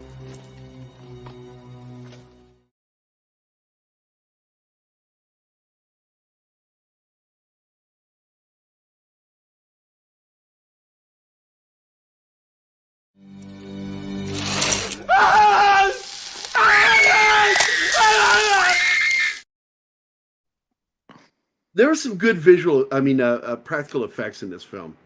The glowing under the skin as it bubbles. Oh, I love the way they did that. It was amazing, but the screaming of the nurses. Yeah, nurses screaming is just fucking ridiculous. No. They'll drop shit when they're startled, but they don't fucking scream because they're trained to deal with emergency situations. Yeah, they're trained to jump into action, and none of them do. They all just stare and scream. But there's a guy that is spontaneously combusting in front of Doesn't fucking matter. You're a medical professional. You're trained to do something. Whatever. Yeah, she would be trying to put him out. Yeah. And I love this when it becomes like his body part starts falling apart and cracking and shit. And when it turns from his actual face to the puppet face is where it got really fucking wild to watch. Because they clearly took a casting of his face. Yeah. Oh, we don't get to see where everything falls out and it just collapses. That was fucking cool. These vampires, they are not undead, apparently, because they even have a heartbeat. Yeah. Their heart starts back up, which is what was surprising when the guy said the temperature is going up. So basically, this universe has their own rules, and you just deal with it. That vampires are alive. Yes. In many senses, because they have a reflection in the mirror. They are warm. They have a heartbeat. They can select whether to eat or not. And they do have to kill, finish.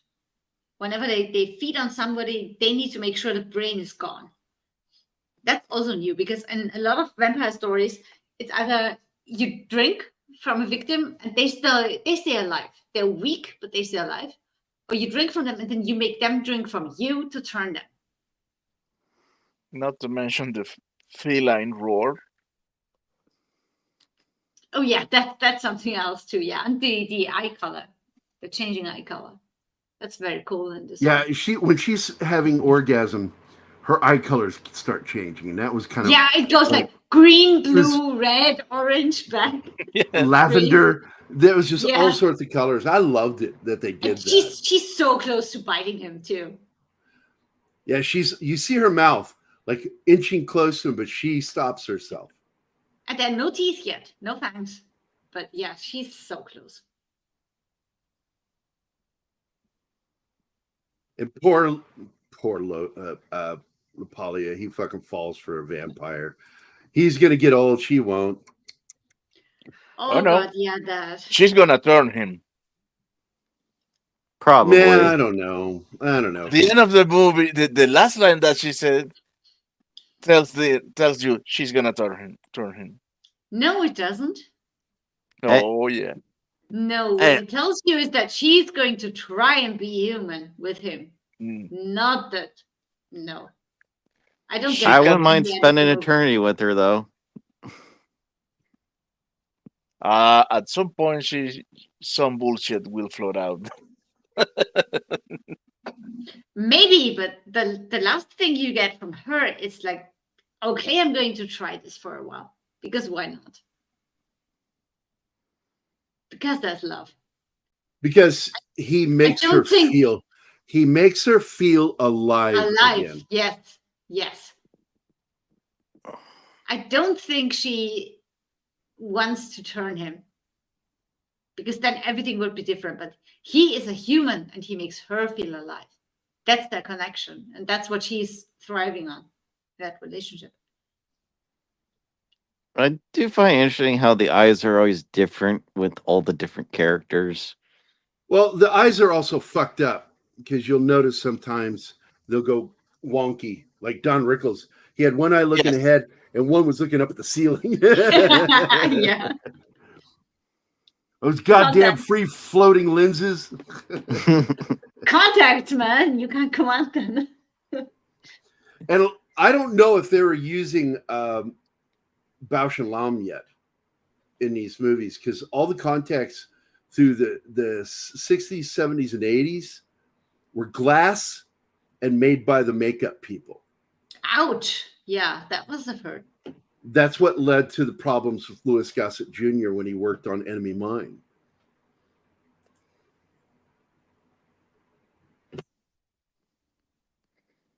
I don't think so, Jamie. I really don't. I think it's just that's the shot he wanted, and damn it, that fucking eye.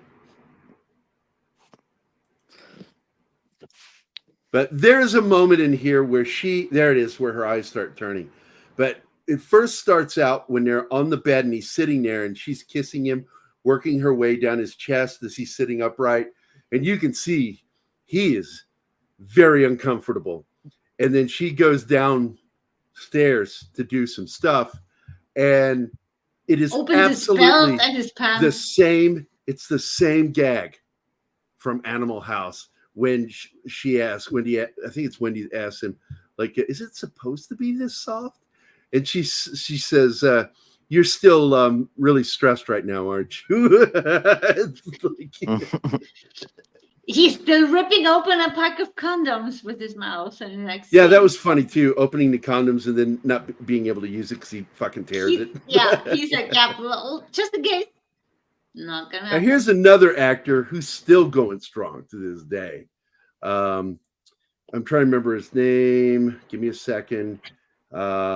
Kim Coates. Kim Coates, that's it. Thank you. Kim Coates. He's done a lot of TV and film, man. Always playing bad guys. He's so good at playing bad guys. Bad guys and cops. No, and what was it? I got to tell you, Jamie, if you watch her, she's a little wall-eyed. For real. She's gorgeous. But when she's looking at him with her eyes at one point, you can see there's a slight division. I think she had a lazy eye.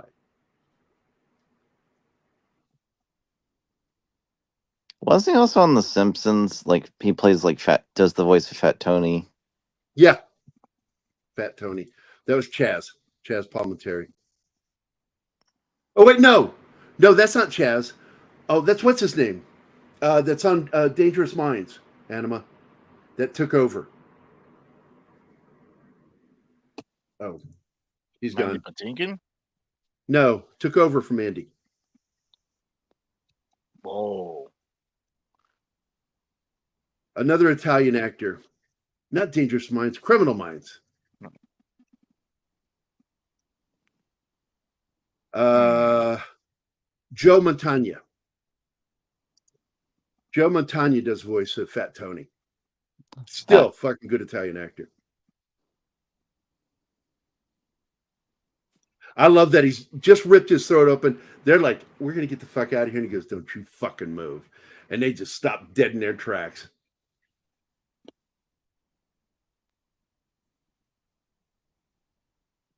And give me some clean clothes.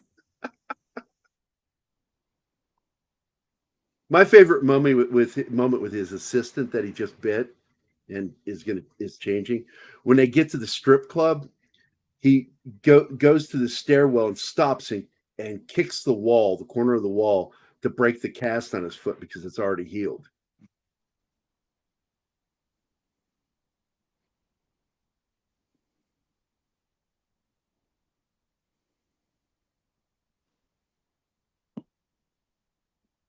You thought Joe Montagna was just a Waterboy gag? That's another film I'd like to do. I don't know if I can get Anima to watch that one. I mean, was it Freeze the Lake? She's great in that. Do you want me to kill them all? Yeah.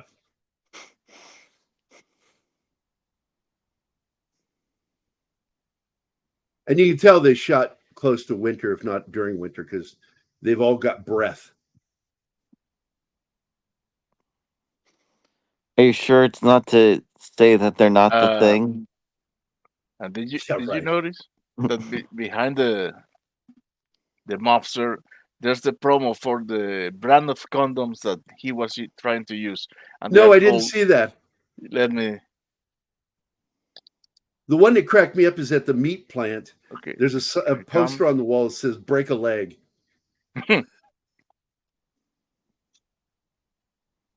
Anima caught that. I didn't even catch it.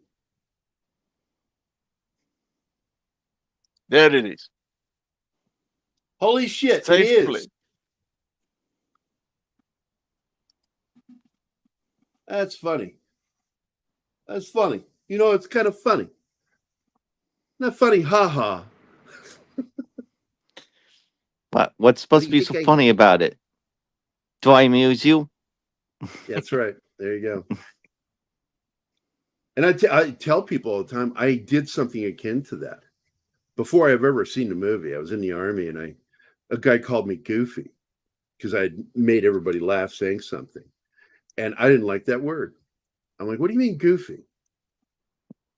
You think I'm retarded? You think I'm stupid? No. Well, you picked the word. Yeah, these eyes are funny. Yeah, the green eyes are odd because, like, what was that? That wasn't hungry. What was that? That you like their tatas, maybe, I guess? Lust. So, like, when they're in lust, it's green. Gotcha. No, David Lopan really wants this mafia, so... Right. She right here pisses me off to no end. I only want mobsters with green eyes. The world is not here for you to get it, Jack Burton.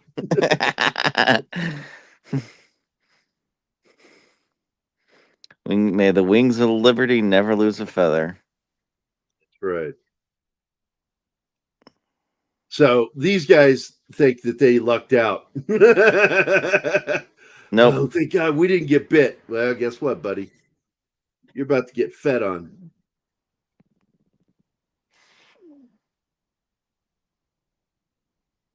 And I think, this movie wouldn't have been anywhere near as good without Robert Loggia in this role.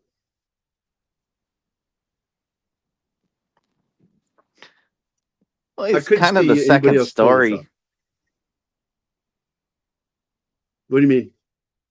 Oh, I'm saying it's him a lot of the time, or it's the two lovebirds. Yeah, Like it's it the cuts B back story. and forth. Yeah, it's the B story. The A story is them. The B story is them. Yeah. Yeah, but his is more interesting. His is more interesting. Theirs becomes more interesting once they involve the interest in each other.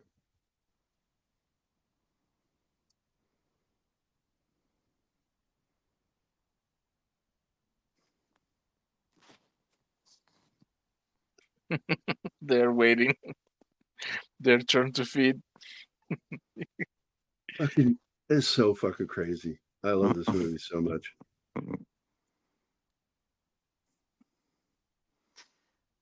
See, this is why you don't do that, because otherwise it just keeps spreading, and then you got a horde, and you have to go Sam's Lot on them. I think this movie did okay. I'm trying to remember.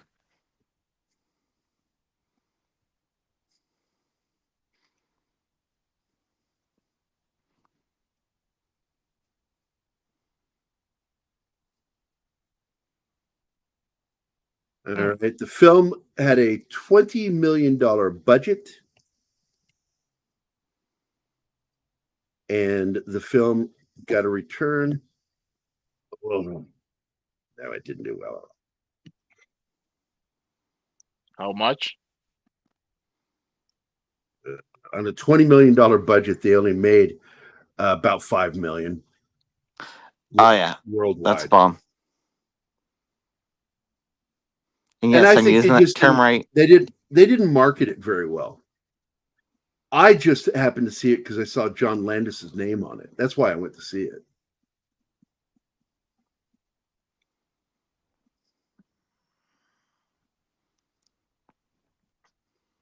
I wonder, in all the years since, has this film turned a profit? You know, between TV and like I'm sure video it's made its sales. money back. And it pisses me off that they don't include that with Box Office Mojo. Absolutely, that should be included in that information. They try to keep that information. That's how Sony got away with saying Men in Black never made a profit. That's a fucking lie. And they screwed all the people who agreed to be in the film for a piece of the profit. So they'll never make any money off it because Sony keeps pulling that shit. There's more editions of Men in Black than there are James Bond sequels. Because remember that during the DVD boom? Like, there'd be a new edition of Men in Black like every 3 or 6 months. Because that shit just kept selling. So they just kept re-releasing it. Everybody loves that movie. I didn't know. I wasn't aware that they said that it was a failure. How come? The writer posted on Twitter about it, where it's like, wow, it's impressive they made so many Men in Black movies, given the first one never made any money. He's just posting the video of them saying it never really. I guess they really do these feelings for the art.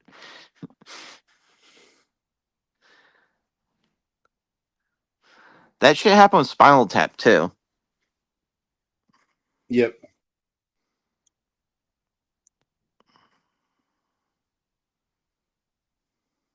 This is more comedy than American Werewolf in London. I would say that this is a funnier film. John Landis didn't take much of it very seriously, and you can feel that. It's just kind of a fun film. And maybe that hurt it, that he made it a straightforward vampire comedy, romantic comedy. I mean, this could have easily been like an erotic thriller. The girl does get the boy in the end. And he gets a happy ending. And she's not a cold-blooded killer. She needs to eat, and she finishes her food. And she only kills scumbags. Yeah. Exactly. It's very similar to what I do in The Darker, Shinatsky, with when he goes off to war. He only kills and feeds on the enemy.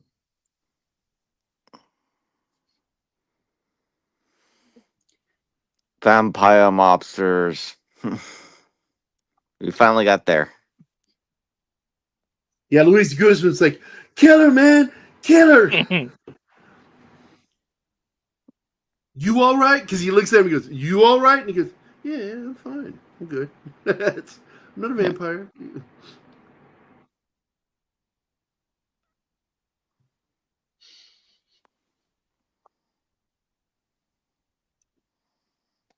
I'm not sure what killed that film because I think it was word of mouth that people that were fans of the books, even though Anne Rice wrote the screenplay, just something happened. I liked the movie. I thought it did well enough because, I mean, they did do Queen of the Damned after. The only thing that bugged me is that Brad Pitt couldn't do a fucking New Orleans accent.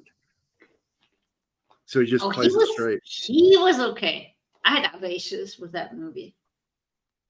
You had what? I had different issues with that movie. Brad Pitt was fine. What was your issues? Other actors. Oh, she didn't like Tom Cruise as Lestat. No. Initially, she did like him after she saw the thing because she didn't think he could do it. But no, let's see. Interview with the Vampire made $223 million worldwide on it was like 60 million or something like that. I'm trying to find the budget. Oh, it made its money. Yeah. Cruise was just wrong in that movie. This is a cool ass stunt. Him jumping off that building. Oh yeah. But jumping on that sign. How did he not get fried? Because he landed on the top of it. There's no electrical parts on the top. Yeah, but his impact caused. It goes all crazy. It looks like he's getting fried, but he's not. That was weird. Plus, I'm going to bet he had rubber sole shoes on those shoes. Let's see. Yeah. Interview 60 million budget from what I'm looking up. So yeah, it made its money back, even with if you do like double the marketing. Yeah. So, by the way, I do like this scene because he gets angry at the bus driver, even though the bus driver is not the one who hit him.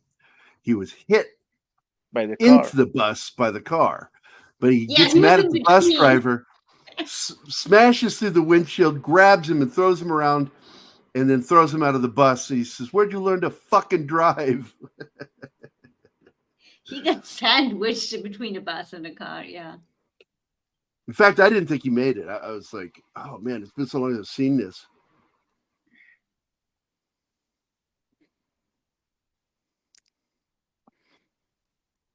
Hey, he's like the Fonz now. Hey. And the funny part of this is when he drops the lighter into this, Loggia sees it veer off. The flames veer off to the bus, but what he doesn't see is a small one moves underneath the taxi cab on the other side of the car. And so he's like, and then it explodes. And then he has his monologue on fire. Think you can kill me? I know what you're thinking. I know what you're feeling. I know what you dream. And how is he standing up and talking and making fun while burning up? How is he not suffering? That was weird. Because I don't think he feels pain. Why? That was one of the weird things. Like she stabs him and he just kind of looked at her like, what the fuck? Like it didn't bother him at all. I don't think he feels pain. Something happened to him in his transition. All the others, when they die, they suffer. And he doesn't. But he doesn't think he's going to die here. He says, I'm on fire, man. I'll survive this. I'll regenerate. I'll go suck some blood. Oh my God. And then LaPaglia pops him in the forehead. Ends that dream. And that was And then great. she's going to go self-delete because she caused this. And she feels bad. She runs off to watch the sunset and he stops her. Yeah.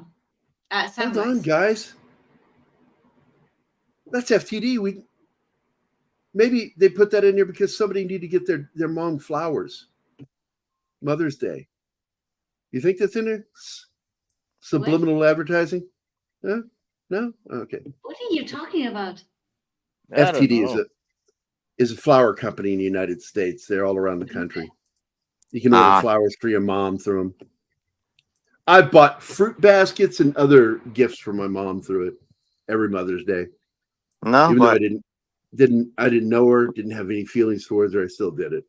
I never received flowers from a boyfriend, so that's new to me. Well, this is parent stuff. This is about sending flowers to your mom on Mom's Day. That's where they make most of their money. That one in Valentine's Day. The biggest contributor to Valentine's Day is confectionery. Chocolates, yeah. Chocolate.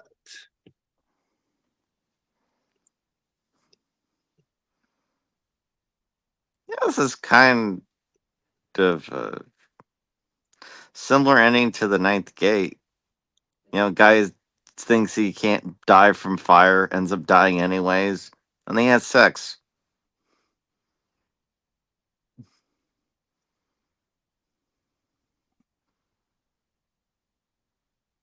So I'm listening to the final scene right now to figure out what Martin was talking about, see if I catch what he's saying. I do miss this from older movies when they would have the cast again and, you know, their names. Yeah, I like the endings where they show all the cast. I do. I like that. Kelly's Heroes did that. Dirty Dozen. I love movies like that. Okay, I have to highlight this. This disclaimer, the final disclaimer on the credits. No identification with actual person. Vampires. I like that. Very cool. All Illuminati imagery is unintentional, except when it wasn't. So at the end of the film, she basically says, he makes me feel alive. And then so why not go for it? He's looking at him and says, so why not? Have a relationship. That's how I took it. I'm not sure what you're getting from that, Martin. Maybe it's supposed to be ambiguous. I just didn't think that she wanted to turn him. I think she just wanted to find some happiness. You know, that's what I'm getting from it. Yeah. And he could probably help her as a cop. Hey, there's a scumbag over here.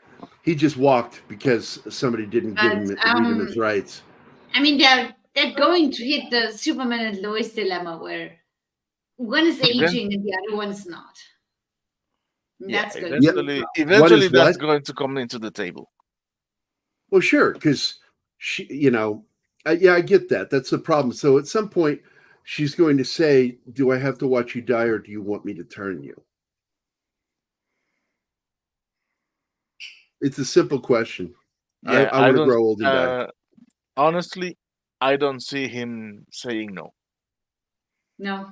In the long run, I think by the time he hits his 50s and he starts getting some joint pain, and I would ask, so if you turn me, will my joints stop hurting?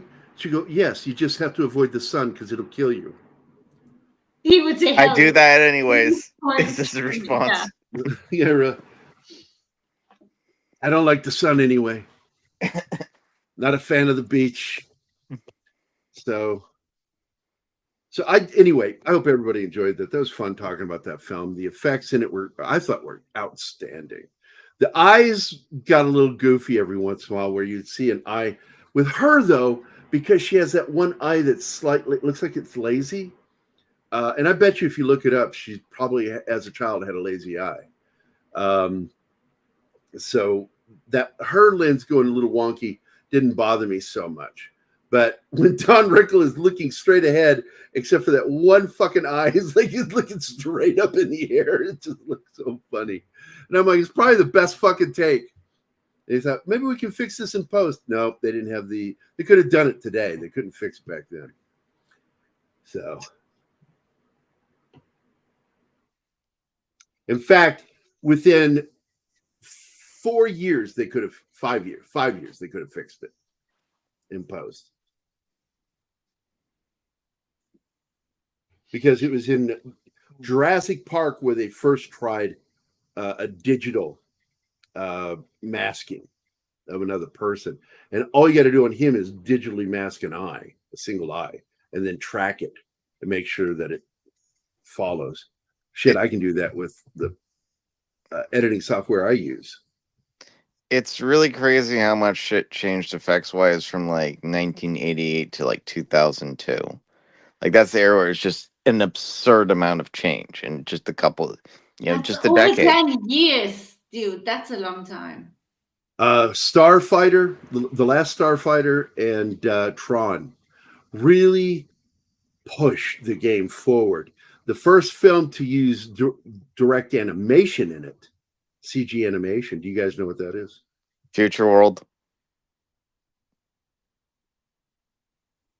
That's mixed in with live action. Wrath of Khan.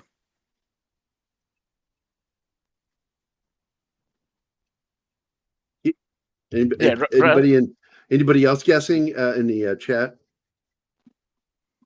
Nope. All right, I'm going to show you. This is the I'm looking to find it. There we go. This scene was the first attempt at doing it. Please become high res. I hate this when it takes forever for it to load. I guess that'll do. Save image. Good, it's JPEG. Now go into our brand, and I will show you the first film that is listed as having used live action with CG created character, or CG period. What, like young anybody Sherlock else Holmes? guess in the chat? Are you watching the chat? Did anybody guess in the Yes, chat? nobody's guessing. Okay, here it is. Steven Spielberg's production, Young Sherlock Holmes. Industrial Light and Magic did the first CG animated character interacting live action. What year is this? I think 1985. Let me go look. I'm pretty sure it was 85. Yeah, 1985. It was directed by Barry Levinson, but produced by Steven Spielberg, which means he was on the set every fucking day. Because that's how he is. It's like Tobe Hooper is listed as the director of Poltergeist, but many people who worked on the film said Spielberg was there every day and kind of managing how everything was done, which is why it looks like a Spielberg film. So it's crazy the level of influence he had and control over, like, not just him, but several filmmakers. Well, that's why I really do feel resentment towards him as a person, as a human being, because he should have been held accountable for what happened on the Twilight Zone just as much as Landis was, because he was one pushing Landis to do what happened. They were shooting when they weren't supposed to be shooting, and had the kids on the set later than they were supposed to be there, and only did it because of Spielberg pushing him. So Landis fell on the sword for Spielberg. And do you think Spielberg helped him with his career after that? Not a fucking bit. If you can't tell, I don't like Steven Spielberg as a person. Really? I don't know. And I had no idea. With all the wonderful things you've said about him, like when Dale Dye worked with him on Saving Private Ryan and took credit for his battle scenes. Yep, he doesn't list him as even an assistant director or a second unit director. All he gets his credit as the military advisor for the film, and he directed those scenes. Spielberg sat on his ass playing a video Game Boy. I know all those stories. I know all the shit that he's done, and I think he's a despicable person. Yeah. That's why I get excited when he's going to work with Tom Hanks and not Spielberg, because I like Tom Hanks. I don't care for his politics, but he's a straight shooter with Dale Dine. Is absolutely a big defender of him. And when certain people kind of turn their back on him with producing this new film that I did the art for, Gary Sinise, Tom Hanks, first in line, both of them tied to be involved with the production help. So we'll see. There's a good chance that film may get picked up by Apple, because they've been talking to Hanks and to Dale Dye about it. There's an interest, because they are shooting a sequel to Operation Greyhound. That is happening. So anyway, 2 hours on the dot. Yeah. Yep. I'm done. I'm tired. So I guess I could do this. I have 2 mastered songs, one from one album, another from the other album. And December 5th is when the first album gets released. And which one should I play? No Dinosaur or Building on the Silence, Anima?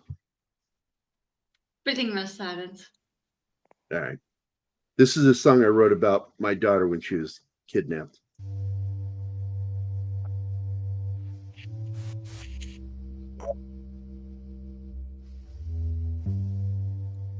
Me playing.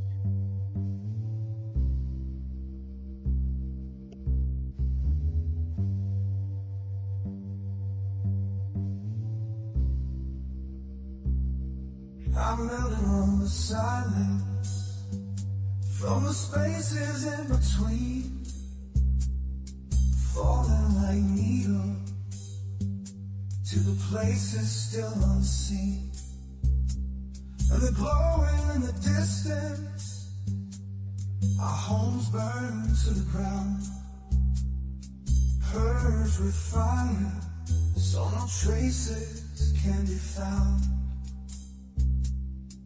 Through the ashes, through the pain, across scorched earth and the rain, this moment's complete only when I fall down at your feet. I ask you, let me sleep tonight, let me sleep tonight, let me sleep tonight. Tonight, I'm building on the silence, stone by stone. Tonight, I'm building on the silence, stone by stone, by stone. Tonight, I'm building on the silence, stone by stone. Tonight.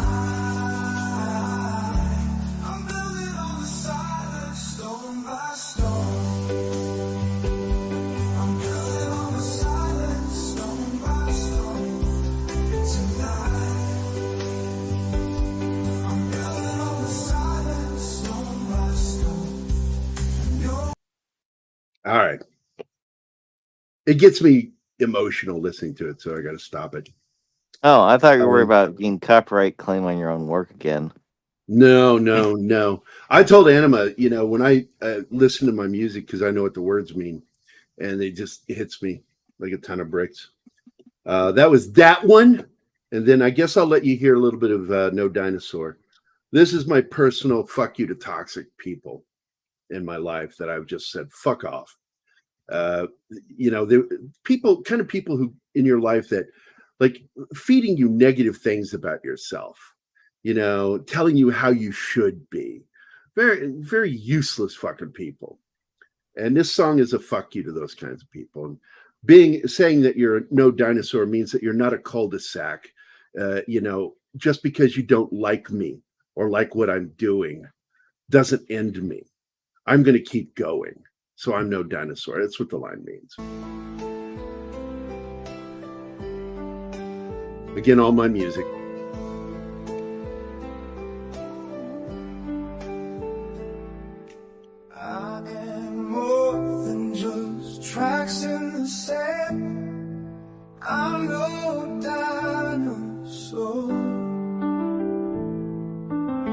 I'm just a man who don't give a damn, 'cause I'm no dinosaur.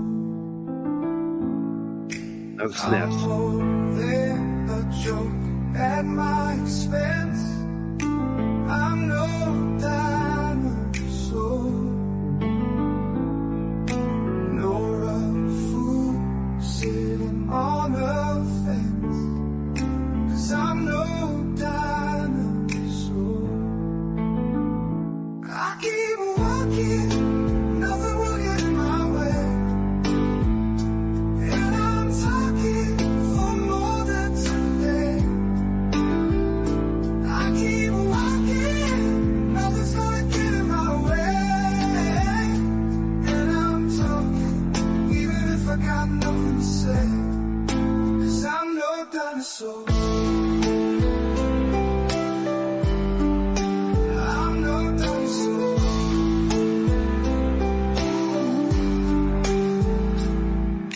I'm not the sun. And that's that one, No Dinosaur. And this one will be coming out next year. I'm not sure the release date on the next album, but it'll probably be spring. And this one is called The Long Goodbye. It's based on a true story. I was dating a lead singer in this band, and just I don't get jealous. I get annoyed. It's like I don't know how to be jealous. I just know that if I'm not the center of somebody's attention in a relationship, at least some of the time, there's a problem. It's not a real relationship. And because you should have a healthy amount of independence as well as the, what do they call that, Martin? That neediness that you have in relationships, codependency. Because there's a certain amount of codependency that is absolutely healthy. But you should still be an independent person in a semi-codependent relationship. And so this song is about how I saw the writing on the wall very quickly. And I turned to the guitarist and I said, "You're not going to kick her out of the band because you can't find another singer as good as her." And keyboardists like me, because I was a keyboardist in the band, are a dime a dozen. So I'm just going to fucking pack my shit up and go. And this is what I did. I just walked out. I just wrote the whole thing off. It made me sad because I like Mike. He was our second singer and lead guitarist. And good dude. Really did good R&B. So this is an R&B song. I knew it was over by the way she walked into the room. The mood changed all of a sudden with the orbit of the moon. And the band played on long into the night. And every guy seemed to catch her eye. While nothing I did was right, I know this is a long goodbye. A long goodbye. This will be the longest night. The longest night. I know this is a long goodbye. A long goodbye. Goodbye. This will be the longest, longest, longest night. A long goodbye.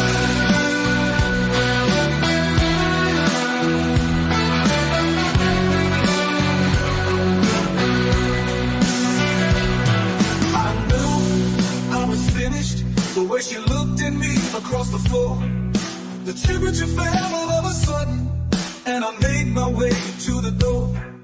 The band picked up their pieces, heading out into the night, while she and him went on laughing. Why is nothing I do right?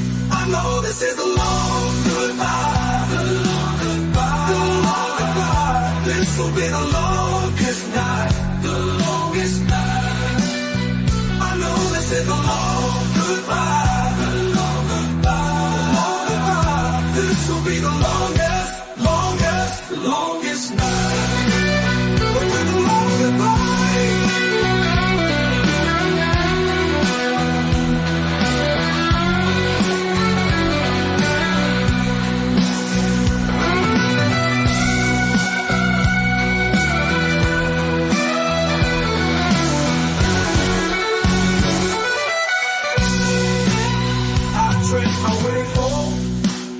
When they drove on by,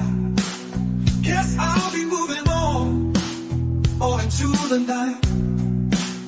She has those smoky eyes, that soldier smile. Man, you ain't been kissed until you take those leaves. So this is a long goodbye, the long goodbye. This will be the longest night, the longest night. I know this is the long goodbye, the long goodbye. This will be the longest, longest night. I know this is the long goodbye, the long goodbye, the long goodbye. This will be the longest night, the longest night.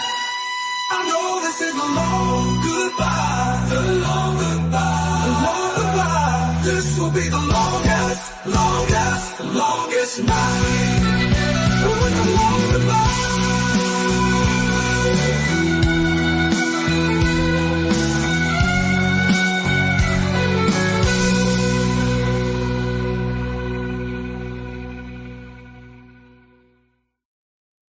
That is that. I actually can play that full song because it doesn't bother me. I wrote it the next day after the breakup. And the funniest part was the stunned look on her face when I left. She's like, "What's going on? What?" So your liar was not a long goodbye. It was like goodbye, out the door. Well, the long goodbye is really, not from her, it's from me. Because I just said, I'm done with this shit. And one of my problems with her as a person was she liked to tie one on a little, in my opinion, a little too frequently. And she says, I'm just trying to figure out my life. And I said, well, I'm going to tell you right now, you're not going to find it at the end of a fucking Tumblr. You have to go out there to figure it out, or sit down in quiet and solitude and do some fucking in-searching, or have that good talk to yourself. But getting drunk's not going to fucking do it. It keeps you from doing it. And so I saw the writing on the wall well before it. From the drinking was one thing that bothered me, because I came from a home full of alcoholics. Every single one of my siblings and my parents were drunks. And I'm the only one in the family that I stopped drinking pretty much at 35. I barely drink at all the way up into my 40s. And then now I drink when I want to have a beer with my woman here. She and I drink Guinness, and that's fun. I like doing that. Now you drink when Matt comes up and just hands out beers to everybody. Fucking Mac. Fucking Mac. He took me literally. But I said, I want you like this all the time. Because he's a lot of fun when he's drunk. He's really quiet when he's not. But anyway, I hope you guys. We had a great evening when Mac showed up and made everybody drunk. That was great. Yeah, it's the first time I ever saw my daughter drunk, and I wasn't that excited about that. I was just like, oh, I guess this is now the new normal that I got to get used to, that my daughter is going to get drunk in front of me. And she's just so sweet, though. She gets all lovey-dovey, and she got all lovey-dovey with Anima going, I love you. Because she was real standoffish with you at first, and then she gets to know you, and all of a sudden, she's the best person I've ever met. She got up in the morning to meet me at the airport to see me out. Yep. Give her hugs. And I looked at Hunter. I said, I hope you don't mind I don't get up and hug you. You guys, it's hard to get in and out of this fucking car. It's not designed for fucking Sasquatches. And I'm not the most huggy person, like in the morning in particular. But you got a hug from me because I love you. I didn't want you to go. And by the way, guys, she did, right before she went through the door, as she's going through, she stopped and looked back at me. That's when I knew I had her. Yeah, I could not look back. She turned and looked back. It's like that scene in with Clint Eastwood, and he's in the Secret Service. What was that movie called? John Malkovich is the assassin. Oh, I can't remember. I know the movie, but I do not know the He looks so Rene Russo's walking away from him at the Lincoln Memorial, walking down the stairs. Dude. In the line of fire. In the line of fire, and he says it right there. He says, "Okay, you turn around now. There you go." He turned and looked back at me because I've been giving so much hate to movies where in the last scene they don't look at each other. There's nothing. So yeah, fuck that. I'm the one looking back. So, well, as the official captain of voodoo, you do. Do what? What? What? What? You What? do what? Remind me of the What? babe. Oh, babe with the power.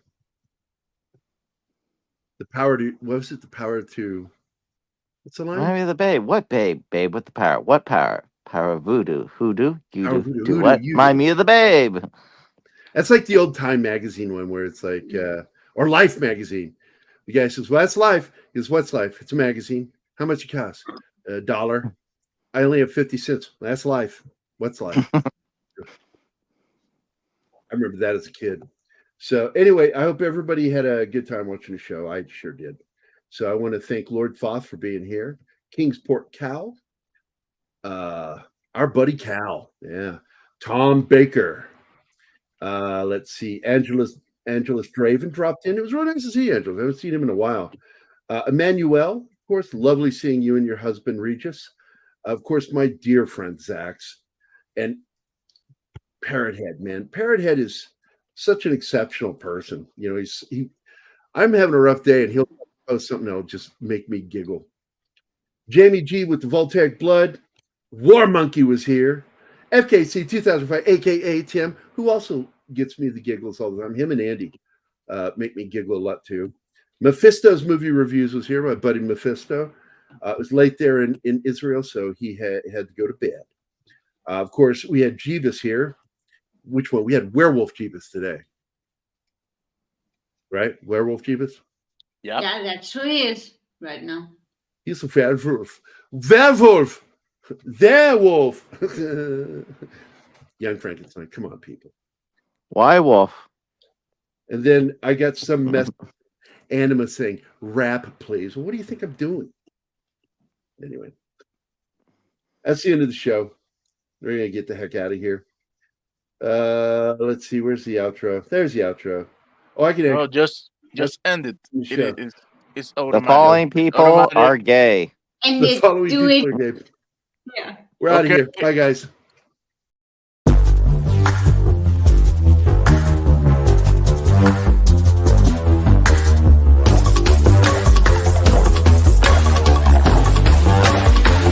Today's sponsor was Maxi Pads. It's good for catching all that blood.